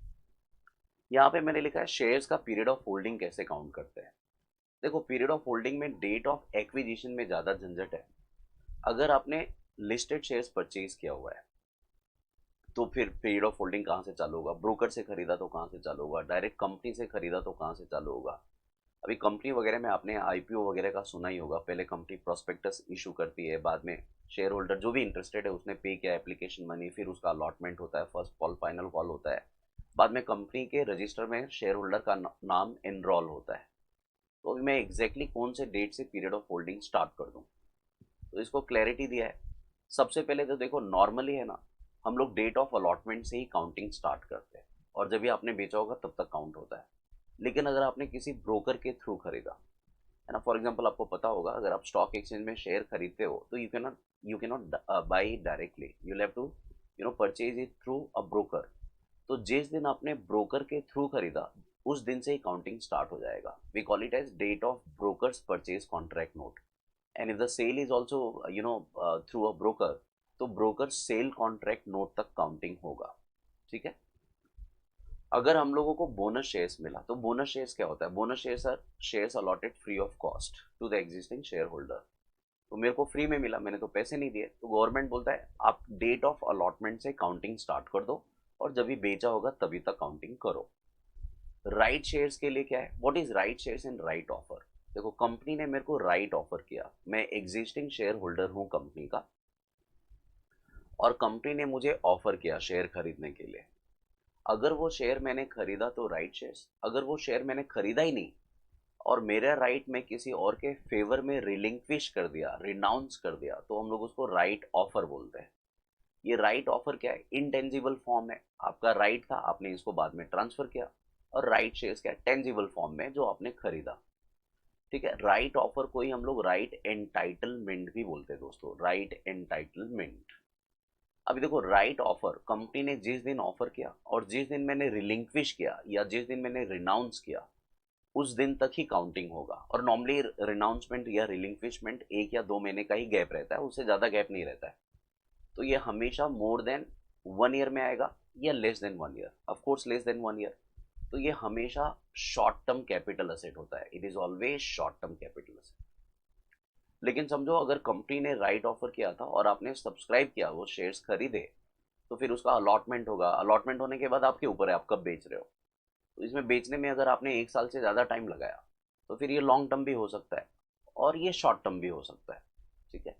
लेकिन right offer can never be a long term capital asset, क्योंकि कंपनी ने अगर ऑफर किया तो कंपनी लाइफ टाइम आपका जवाब सुनने के लिए वेट नहीं करेगी। Company will either issue the shares to you if you opt for right offer. Right offer के शेयर्स अगर आप खरीदना चाहते हो तो आपको पे करना पड़ेगा। पे करने के लिए भी 1 महीने का 2 महीने का ही टाइम मिलता है। अगर आपको नहीं खरीदना है तो आप किसी और के फेवर में रिलिंक्विश करो, लेकिन वो भी 1-2 महीने में ही करना पड़ता है। तो इसलिए ये हमेशा शॉर्ट टर्म कैपिटल असेट है। फिर लास्ट में मैंने लिखा है डीमेट, है ना। डीमटेरियलाइज फॉर्म, इलेक्ट्रॉनिक फॉर्म में अगर आपने शेयर खरीदा तो जिस दिन आपके अकाउंट में डीमेट अकाउंट में क्रेडिट होगा उस दिन तक उस दिन से स्टार्ट होगा, और जिस दिन आपके अकाउंट में डेबिट होगा उस दिन तक काउंटिंग चलेगा, ऐसा। और इसमें हम लोग फीफो मेथड फॉलो करते हैं दोस्तों। जैसा स्टॉक वैल्यूएशन का फीफो है, जो पहले आया था वो पहले हमने बेचा होगा ऐसा समझ के हम लोग क्या करते हैं, डीमेट डीमटेरियलाइज फॉर्म के जो शेयर्स है उसका पीरियड ऑफ होल्डिंग काउंट करते हैं।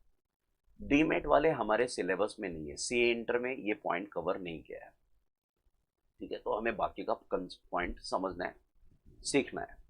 मैंने यहाँ पे लिखा है लिस्टेड इक्विटी शेयर्स के बारे में, ठीक है। लिस्टेड इक्विटी शेयर्स के बारे में, लिस्टेड इक्विटी शेयर या listed units of equity oriented mutual fund या फिर listed units of business trust. Business trust वाला देखो 3 साल में था और ये दोनों 1 ईयर के ग्रुप में था, है ना, 1 ईयर के ग्रुप में। अगर आपने इसको बेचा, लिस्टेड शेयर को बेचा, sold on recognised stock exchange and subject to STT, और आपने एसटीटी भी पे किया, तो गवर्नमेंट बोलता है बेटा अगर तुमने 1 साल के अंदर बेचा होगा तो हम लोग इसको short term capital gain 111A का समझेंगे, ठीक है। मैं वापस रिपीट कर रहा हूँ, listed shares are sold on a recognised stock exchange and we have paid STT, security transaction tax भी हमने पे किया है, और हमने ये जो भी बेचा वो 1 साल के अंदर बेचा, तो शॉर्ट टर्म कैपिटल गेन होता है एज पर सेक्शन 111A। ये सेक्शंस आपको दिमाग में रखना है, याद रखना है अच्छे से, ये सेक्शंस भूलना नहीं है। अगर आपने 1 साल के बाद बेचा लिस्टेड शेयर्स, कहाँ पे बेचा, रिकॉग्नाइज्ड स्टॉक एक्सचेंज में, और आपने एसटीडी भी पे किया, तो गवर्नमेंट बोलता है हम लोग इसको long term capital gain 112A का समझेंगे। और ये long term capital gain 112A वाला ये सेक्शन ही कब से आया, 1 अप्रैल 2018 से आया, ठीक है। 1 अप्रैल 2018 से, उसके पहले 112A नहीं था। 1 अप्रैल 2018 के पहले गवर्नमेंट है ना, एक सेक्शन था 1038, उसमें एग्जेम्पशन मिलता था लॉन्ग टर्म कैपिटल गेन का। अगर आपने listed share recognised stock exchange में बेचा आफ्टर 1 ईयर, है ना, तो वो एग्जेम्प्ट होता था, उस पर टैक्स नहीं लगता था। बाद में गवर्नमेंट ने एक सेक्शन इंट्रोड्यूस किया, है ना, इन प्लेस ऑफ 1038, और उसको टैक्सेबल कर दिया। इस पर टैक्स दोस्तों 10% लगता है ना। वो सब हम लोग बाद में सीखेंगे टैक्स लायबिलिटी के टाइम पे, ठीक है। तो आपको याद रखना है 112A is applicable when the listed shares are sold on a recognised stock exchange, that too after 1 year from the date of acquisition, ठीक है। यहाँ पे लिखा है सोल्ड एल्सवेयर। अगर मैंने लिस्टेड शेयर्स को बेचा एल्सवेयर, मतलब स्टॉक एक्सचेंज में नहीं बेच रहा हूँ, और 1 साल के अंदर बेचा, तो ये short term capital gain other वाला आता है। शॉर्ट टर्म कैपिटल गेन दो है, एक तो 111 है और दूसरा अदर, है ना। तो 111A में कौन सा आएगा, अगर लिस्टेड शेयर आपने स्टॉक एक्सचेंज में एक बेचा है, एसटीटी पे किया है, 1 साल के अंदर बेचा है, तो otherwise short term capital gain other वाला। समझो मैंने शेयर्स खरीदा था लिस्टेड, मेरे फ्रेंड को बेच दिया वो शेयर 1 साल के अंदर, तो ये अदर वाला शॉर्ट टर्म कैपिटल गेन। अगर 1 साल के बाद बेच रहा हूँ तो गवर्नमेंट बोलता है फिर 112 का लॉन्ग टर्म कैपिटल गेन आएगा, 112 का लॉन्ग टर्म कैपिटल गेन आएगा। तो आपको याद रखना है लिस्टेड शेयर्स में 111A भी आ सकता है, 112A भी आ सकता है, other short term capital gain भी आ सकता है, और 112 भी आ सकता है। ये सेक्शंस हमें जानना जरूरी क्यों है, क्योंकि 112A का कैलकुलेशन, 112 का कैलकुलेशन, है ना, 112A 112, ये सबका कैलकुलेशन एक डिफरेंटली होता है एकदम, मतलब फॉर्मेट एक जैसा नहीं है, फॉर्मेट थोड़ा आपको अलग अलग मिलेगा। इसलिए आपको ये जानना जरूरी है कि जो भी आपने बेचा है वो लॉन्ग टर्म है, शॉर्ट टर्म है, या फिर कहाँ पे बेचा है आपने। ठीक है, 1 मिनट।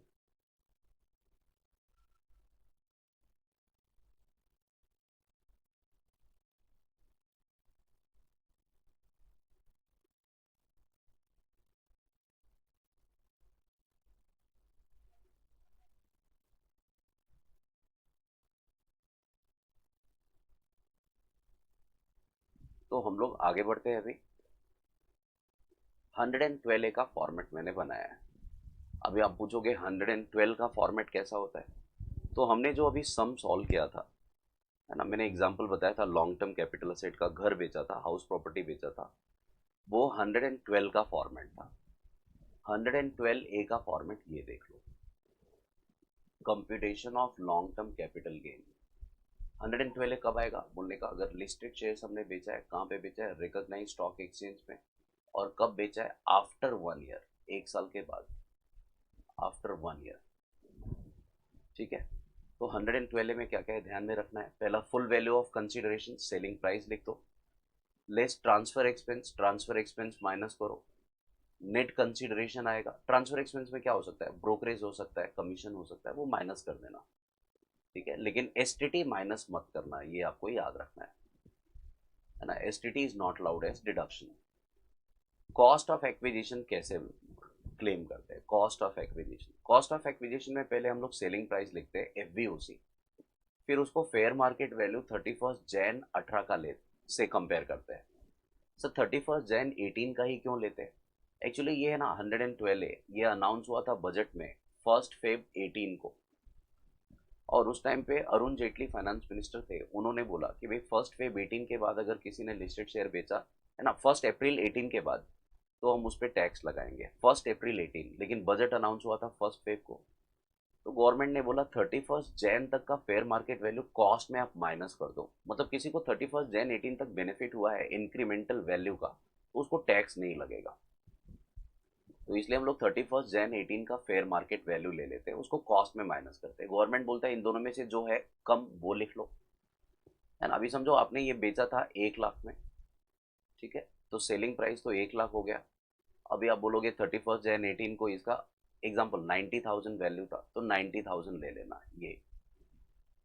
ठीक है, क्वेश्चन में फेयर मार्केट वैल्यू दिया रहेगा, फिर उसको एक्चुअल कॉस्ट से कंपेयर करो। अब समझो आपने इसको खरीदा था एग्जाम्पल के लिए 2 4 10 साल पहले, और कितने में खरीदा था, 20,000 में। अब विच एवर इज हायर ले लो, तो 90 और 20, तो 90 आ गया। तो 1 लाख में से 90 माइनस करो, 10,000 पे टैक्स दे दो। हम लोगों ने प्रिसाइजली किया क्या, जो भी 90,000 तक, देखो 20,000 का असेट 90,000 तक गया जैन 18 तक, तो 90,000 अपना माफ हो गया, 90,000 पे टैक्स नहीं लगा। जैन 18 के बाद जो प्राइस का इंक्रीमेंट हुआ उसके ऊपर ही टैक्स लगा है। इसीलिए हम लोग फेयर मार्केट वैल्यू 31 जैन 18 का कंसिडर करते हैं। आई होप आपको ये पॉइंट समझा। ठीक है, ये 112 ए में 31 जैन 18 है। अगर यही फॉर्मेट में 112 के हिसाब से बनाऊंगा, तो मैं 31 जैन 18 कंसिडर नहीं करूंगा। ठीक है, तो समझो यही सेम क्वेश्चन अगर 112 के हिसाब से करना है, 112 का फॉर्मेट कब बनाने का, अगर लिस्टेड शेयर्स आपने स्टॉक एक्सचेंज में नहीं बेचा, अगर आपने एसटीटी नहीं पे किया, तो 112, तो 112 में क्या आएगा, एफवीओसी आएगा, है ना, कितना है ये, 1 लाख, लेस क्या आएगा, ट्रांसफर एक्सपेंस, फिर लेस क्या आएगा, इंडेक्स्ड कॉस्ट ऑफ एक्विजिशन। यहाँ पे देखो 112 में हमने इंडेक्सेशन नहीं किया है, ठीक है, लेकिन 112 होगा सेक्शन, तो उसमें आपको इंडेक्स भी करना है। अभी कॉस्ट कितना है, तो ये कॉस्ट था 20,000। अब समझो इसको मैंने खरीदा था कभी 2004-5 में, तो अभी का इंडेक्स और 4-5 का इंडेक्स 113 इस तरह से आएगा। यहाँ पे हम लोग 31 जैन 18 का प्राइस नहीं देखते। ठीक है, सो this is what the difference is between 112 and 112।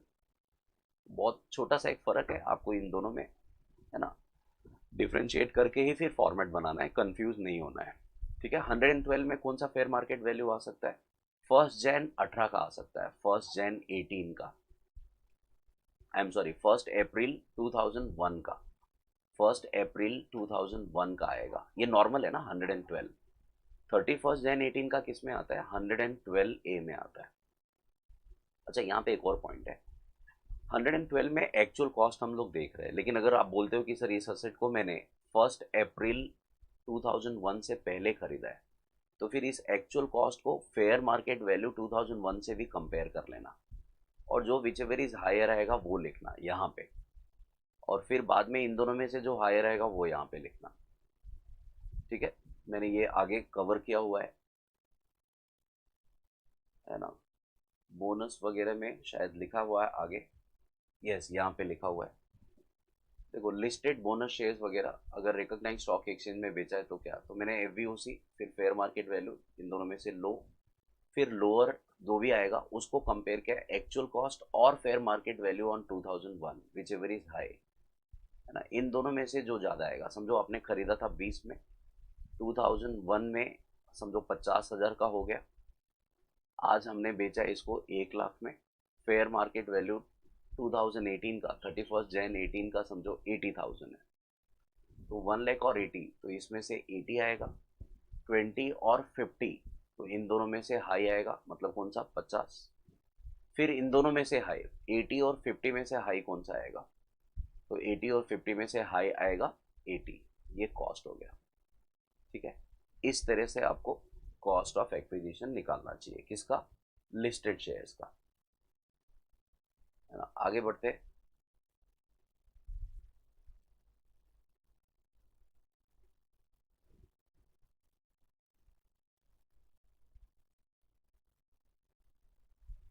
तो अभी मैंने 112A के पॉइंट्स लिखे हैं यहाँ पे, following conditions must satisfy, following conditions must satisfy.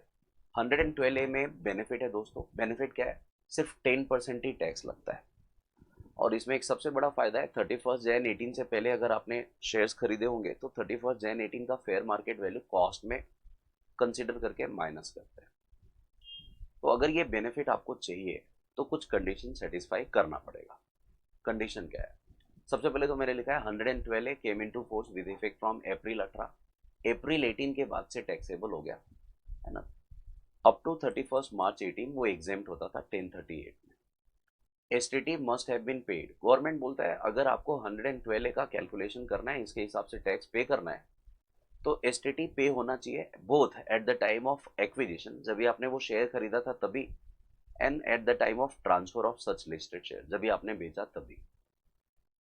अब यहाँ पे एक पॉइंट याद रखना, 2004-5 से सिक्योरिटी ट्रांजेक्शन टैक्स एप्लीकेबल हुआ है, तो किसी ने 2004-5 के पहले ही अगर शेयर खरीदा होगा तो उसने एसटीटी नहीं पे किया होगा, तो भी 112A का बेनिफिट मिल जाएगा, वो कैलकुलेशन 112A के हिसाब से करेगा, क्योंकि उस टाइम एसटीटी नहीं था, तो इसमें असेसी की गलती नहीं है, टैक्स पेयर की गलती नहीं है।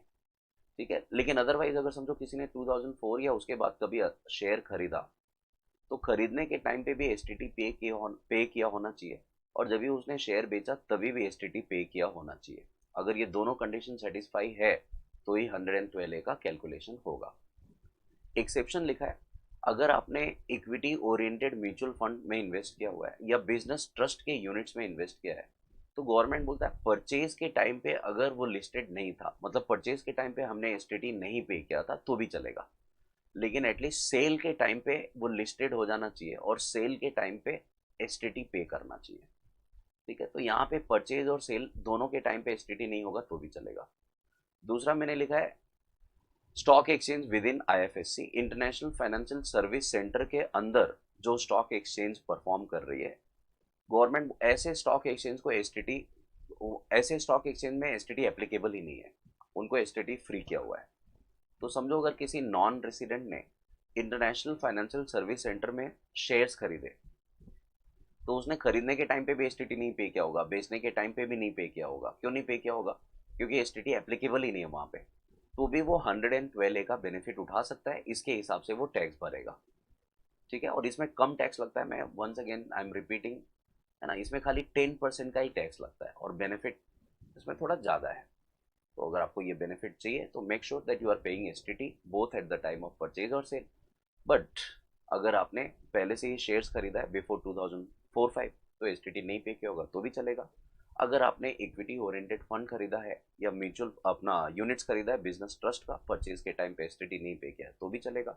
अगर आपने शेयर्स खरीदे स्टॉक एक्सचेंज में which is located with in international financial service centre, तो वहाँ पे एसटीटी है ही नहीं, तो भी आप 112A का बेनिफिट ले सकते हो।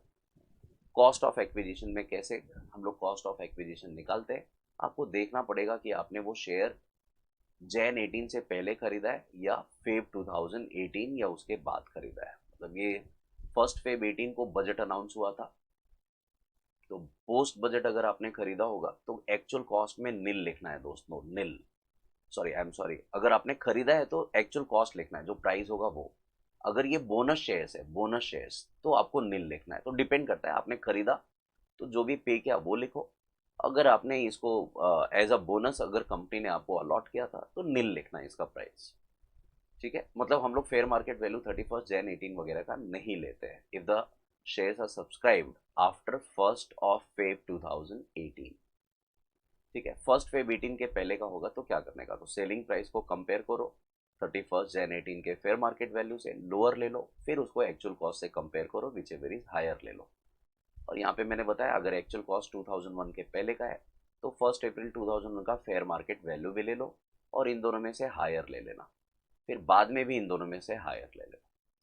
तो आई होप आपको ये पॉइंट समझा। ठीक है, मतलब लिस्टेड शेयर्स पे फायदा कब नहीं है, अगर हमने 1 फेब 18 के बाद खरीदा और बेचा तो इसमें बेनिफिट नहीं है ना, क्योंकि हम लोगों को एक्चुअल कॉस्ट लिखने मिलता है और हम लोग उसको इंडेक्स भी नहीं कर सकते, 112A में इंडेक्सेशन अलाउड नहीं है। ठीक है, next point, fair market value का मतलब क्या है ना, अभी 31 जैन 18 का फेयर मार्केट वैल्यू ले रहे हैं, उसका मतलब क्या, तो ये बोलता है कि अगर लिस्टेड है ना, listed on recognised stock exchange है, तो हम लोग देखेंगे कि वो शेयर कोटेड है क्या और उसका ट्रेडिंग हुआ था क्या 31 जैन 18 को। अगर मार्केट में 31 जैन 18 को उसका बाइंग एंड सेलिंग हुआ तो हाईएस्ट प्राइस लेंगे। अगर स्टॉक एक्सचेंज में वो ट्रेडिंग नहीं हुआ 31 जैन 18 को, तो ये लोग बोलते हैं इमीडिएटली बिफोर 31 जैन 18 उसका ट्रेडिंग कब हुआ था उस दिन का हाईएस्ट प्राइस ले लेंगे, हाईएस्ट। ये हाईएस्ट प्राइस आपको याद रखना है दोस्तों, क्योंकि आगे एक दूसरा पॉइंट हम लोग सीखेंगे वहां पे लोएस्ट प्राइस दिया हुआ है। ठीक है, capital asset is an unlisted units, अगर अनलिस्टेड होगा तो नेट असेट वैल्यू लेते हैं, आपको शायद पता होगा units of UTI mutual fund में हम लोग नेट असेट वैल्यू देखते हैं, तो इक्वेशन में दिया रहेगा वो ले लेने का। ठीक है, मैं आगे बढ़ता हूँ। Indexation of cost of acquisition is not allowed under section 112 है ना, इंडेक्सेशन हम लोग नहीं करते, सिंपल कॉस्ट लिखते हैं, मतलब लॉन्ग टर्म होगा तो भी सिंपल कॉस्ट, इंडेक्सेशन का बेनिफिट नहीं अलाउड है, just like debenture and bonds. Deduction under chapter 6A is not allowed from long term capital gain. अभी ये सारे पॉइंट है ना, point number 5, point number 6, point number 7, point number 8 और point number 9, ये सारे पॉइंट हम लोग टैक्स लायबिलिटी जब भी करेंगे तभी सीखेंगे तभी समझेंगे, अभी आपको है ना मतलब उतना अच्छे से नहीं समझेगा, तो टैक्स लायबिलिटी के टाइम पे देखेंगे डिडक्शंस वगैरह। चैप्टर 6 में डिडक्शन मिलता है एटीसी, 80CCC, 80D वगैरह, उसका डिडक्शन आपको इस इनकम से नहीं मिलेगा। रेसिडेंट इंडिविजुअल, रेसिडेंट एचयूएफ है तो गवर्नमेंट बोलता है ये अमाउंट को आप ट्रांसफर नहीं कर सकते, अदर इनकम है 2.5 लाख तक, मतलब समझो अगर आपका अदर इनकम 2.5 लाख से कम है तो ये अमाउंट उसमें ट्रांसफर करके इसको कम नहीं कर सकते आपको इस पे, सॉरी आई एम सॉरी, अगर आपके पास अदर इनकम है और अदर इनकम 2.5 लाख से कम है तो ये अमाउंट को ट्रांसफर कर सकते हैं, लेकिन सिर्फ रेसिडेंट इंडिविजुअल, रेसिडेंट एचयूएफ कर सकता है, दूसरा पर्सन नहीं कर सकता है। ठीक है, मतलब समझो मेरे पास अगर यहाँ पे 5 लाख का इनकम हुआ और मेरे पास अदर इनकम खाली 1 लाख का ही है, तो ये 2.5 लाख से कम है ना, कितना कम है 1.5 लाख कम है, तो मैं 1.5 लाख इसमें से ट्रांसफर कर सकता हूँ इधर, तो इससे क्या होगा, ये अदर इनकम 2.5 लाख तक आया, इस पर टैक्स नहीं लगेगा, और यहाँ पे 1.5 लाख गया तो 3.5 लाख पे ही मेरे को टैक्स देना है ऐसा। और ये बेनिफिट सिर्फ इंडिविजुअल, रेसिडेंट एचयूएफ को है, अगर आप नॉन रेसिडेंट हो तो आप अदर में ट्रांसफर नहीं कर सकते, टैक्स लायबिलिटी के टाइम पे देखेंगे। टैक्स रेट 10% है इन एक्सेस ऑफ 1 लाख। अभी देखो जैसे मेरा 3,50,000 आया तो 3,50,000 पे 10% नहीं है, जो भी टैक्सेबल अमाउंट आएगा उसमें से स्ट्रेट अवे 1 लाख माइनस कर देना, तो कितना बच गया 2,50,000, 2,50,000 पे 10% टैक्स लगेगा 25%। रिबेट 87A का अलाउड नहीं है ना, अंडर सेक्शन 112 रिबेट 12,500 का मिलता है, वो आप इसमें से माइनस नहीं कर सकते, जैसे ये टैक्स आ गया 25,000 तो 25,000 आपको पूरा पे करना पड़ेगा।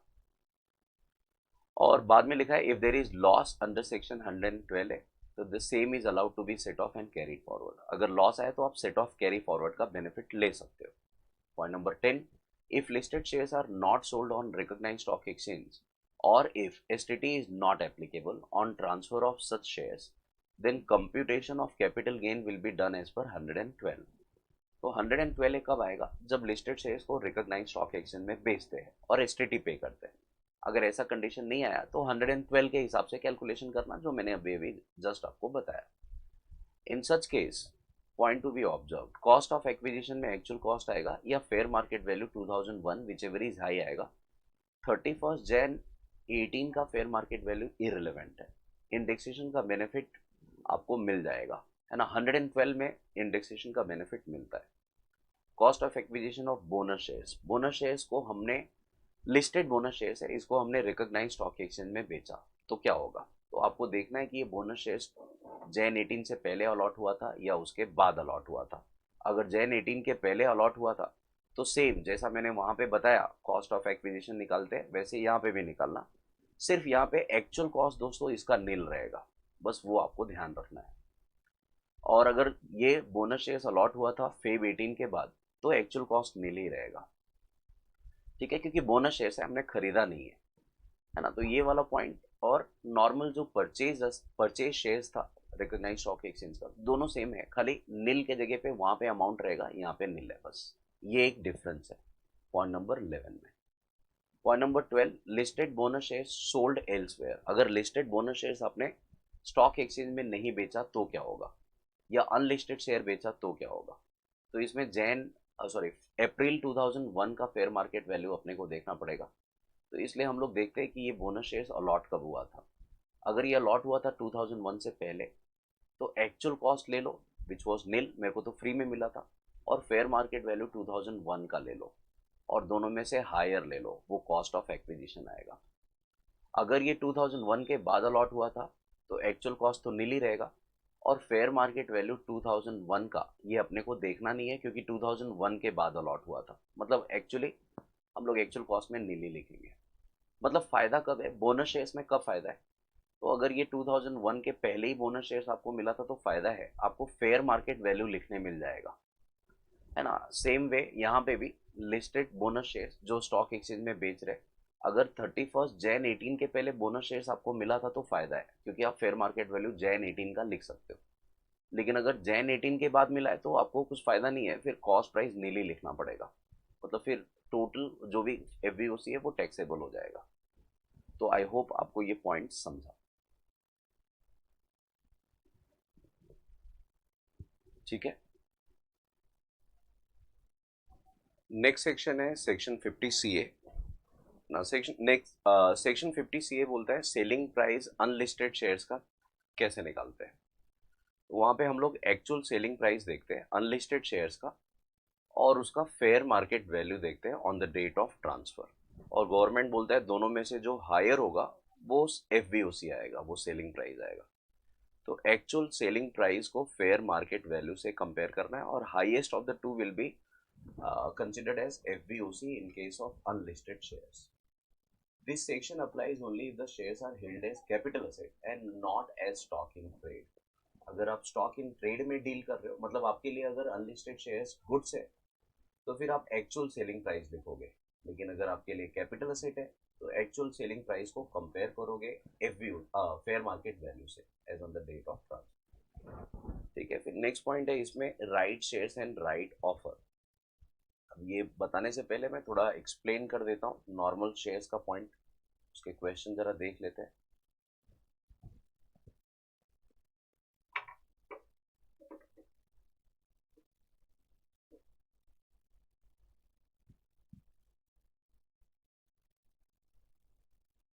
ठीक है,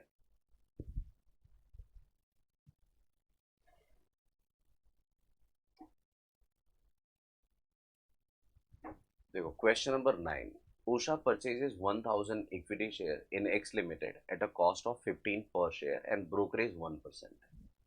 ब्रोकरेज इसने 1% पे किया। देखो ब्रोकरेज वगैरह लिखने में प्रॉब्लम नहीं है, एसटीटी आपको लिखना नहीं है, सिक्योरिटी ट्रांजैक्शन टैक्स का अमाउंट दिया होगा वो इग्नोर करना है। इसने खरीदा 15 पर शेयर में, 1% का ब्रोकरेज पे किया, तो 15 पे 1% 0.15 आता है, मतलब ये शेयर हमें 15.15 में पड़ा एक शेयर इंटू 1000, ठीक है। आगे, और ये शेयर हमने खरीदा था 98 में, 1998 में, मतलब 2001 से पहले। She gets 100 bonus shares in August 2008, और 100 बोनस शेयर्स अगस्त 2008 में मिला। तो मैं यहाँ पे लिख देता हूँ 1000 शेयर्स, है ना, ये नंबर ऑफ शेयर्स है, इसको मैं ओरिजिनल शेयर्स बोलता हूँ। कॉस्ट ऑफ एक्विजिशन FVOC, है ना, और यहाँ पे लिख देता हूँ फेयर मार्केट वैल्यू, है ना, 1 अप्रैल 2001 का फेयर मार्केट वैल्यू, 31 जैन 18 का, ठीक है। यहाँ पे मैं लिख देता हूँ date of acquisition and date of transfer. तो देखो 1000 शेयर्स आपने खरीदा था 15.15 में,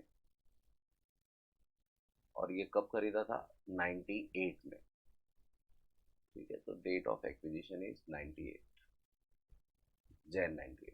she gets 100 bonus shares, bonus shares अपने को मिला 100, है ना, कभी मिला, 2008 में मिला, ठीक है, 2008, फेब 2000, अगस्त 2008 है, मतलब 8-9। आगे क्या लिखा हुआ है, she again gets 1100 bonus shares by virtue of her holding, वापिस बोनस मिला, बोनस शेयर्स 1100, है ना। फेयर मार्केट वैल्यू फेब 2018 में मिला, ये फेब 18 में, मतलब बजट अनाउंस होने के बाद, ठीक है। Fair market value of these shares on 1 April 2001 is 25। तो फेयर मार्केट वैल्यू 2001 का 25 है। 2001 से पहले क्या मिला, ये वाला, इसका 25 लिख, ये 2001 के बाद का है, नहीं लिखता हूँ, ठीक है। 2001 के बाद बोनस मिला था। आगे बोलता है in Jan 23 she transfer all her shares at 200 per share, सारे शेयर्स उसने बेच दिए 200 रुपए के हिसाब से। ब्रोकरेज भी 2% पे किया, जैन 23 में बेचा।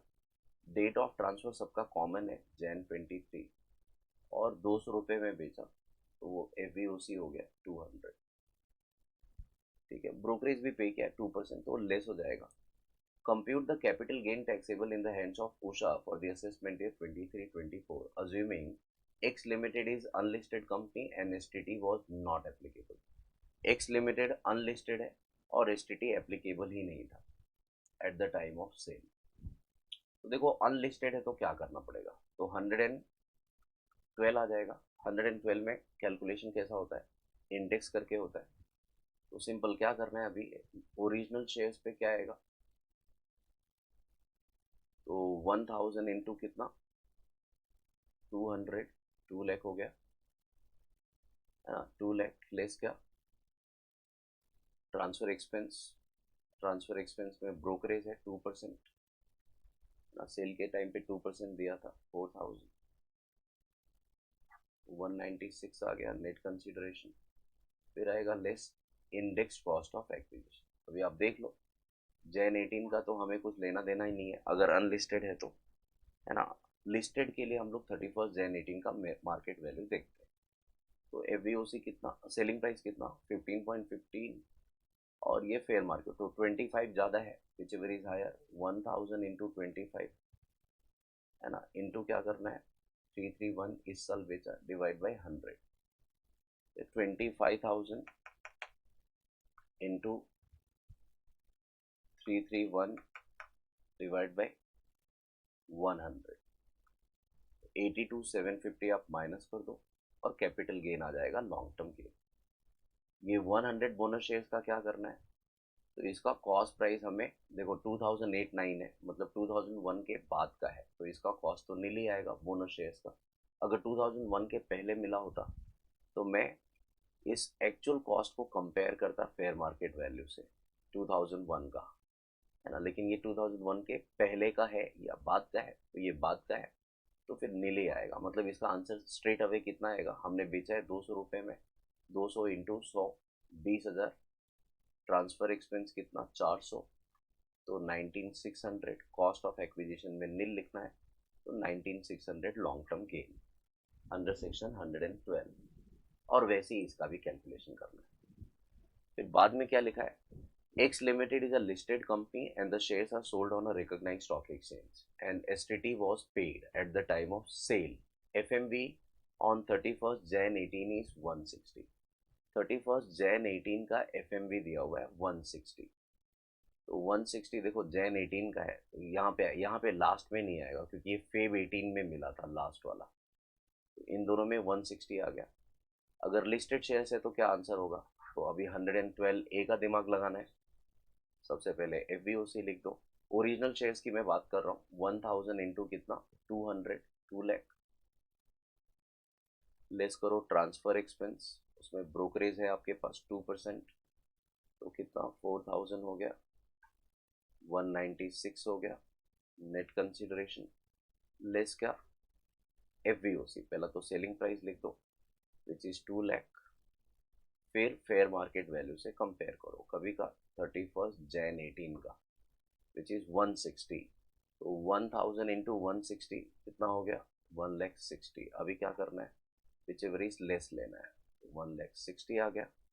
अब इसको कंपेयर करना है एक्चुअल कॉस्ट से, तो एक्चुअल कॉस्ट कितना है, एक्चुअल कॉस्ट 15, अच्छा एक्चुअल कॉस्ट भी है और फेयर मार्केट वैल्यू भी है 2001 का, क्योंकि ये 2001 से पहले खरीदा था, तो इन दोनों में से जो हायर है वो लेने का 25, तो 1000 इंटू 25 कितना हो गया 25,000। अब क्या करने का, इन दोनों में से विच एवर इज हायर, तो 160 माइनस कर देना, है ना, कितना बचा 36,000 लॉन्ग टर्म कैपिटल गेन, ठीक है, अंडर सेक्शन 112 है। तो आई होप आपको ये समझ में आया। हम लोग 112 है और 112 में, है ना, कैलकुलेशन कैसे करते, दोनों में क्या वेरिएशन है, क्या फ़र्क है, ठीक है। यहाँ पे देख लो, ये 8-9 का था बोनस शेयर्स 100 वाला, अभी इसको भी हमने कितने में बेचा है 200 में, तो 100 को ये दो 20,000 आ जाएगा, ठीक है। FVOC 20,000 आ गया, फिर लिखना है ट्रांसफ़र एक्सपेंस 2% का ब्रोकरेज था 400 आ गया, तो 19,600। अभी क्या लेस करना है, तो देखो अभी हमें लेस करना है पहला कॉस्ट प्राइस, FVOC क्या आ गया 20,000, फेयर मार्केट वैल्यू लेना है कभी का 31st Jan 18 का, 31st Jan 18 का 160 है ना, 160 इंटू 100 कितना होता है 16,000, विच वेरीज क्या लेना है लो 16,000 आ गया। फिर क्या करना है, उसको एक्चुअल कॉस्ट से कंपेयर करना है। नाउ एक्चुअल कॉस्ट कितना है, एक्चुअल कॉस्ट तो नील है, बोनस शेयर्स था, और ये 2001 के पहले का नहीं है। अगर 2001 के पहले का होता तो एक्चुअल कॉस्ट को 2001 के फेयर मार्केट वैल्यू से कंपेयर करता, तो इसका एक्चुअल कॉस्ट नील लिखेंगे हम लोग, है ना। एक्चुअल कॉस्ट कितना नील। अब क्या करना है, इन दोनों में से विच एवर इज हायर लिखना है, तो 16,000 आ गया और 3,600 आ गया, ठीक है।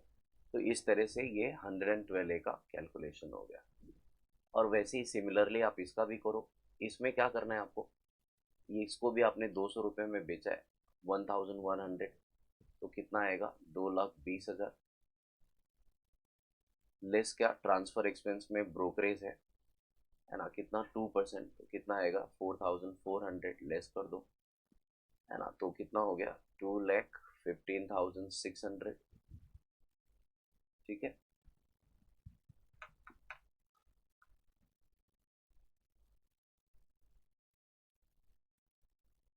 टू लैख 15,600। अब क्या करना है अपने को, लेस लिखना है FVOC, FVOC 2,20,000, फिर लिखना है fair market value 31st Jan 18 का, 31st Jan 18 का फेयर मार्केट वैल्यू नहीं आएगा, ये फेब 18 का है दोस्तों।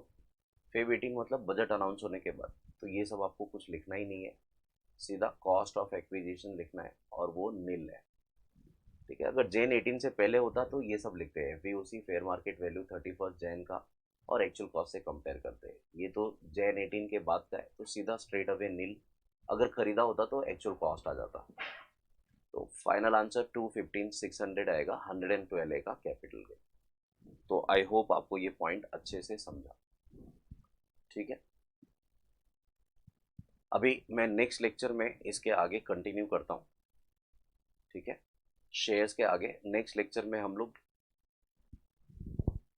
राइट शेयर्स, राइट एंटाइटलमेंट के बारे में सीखेंगे and will go ahead with the other points of this chapter in the next lecture. So till then, see you. Bye bye. Take care.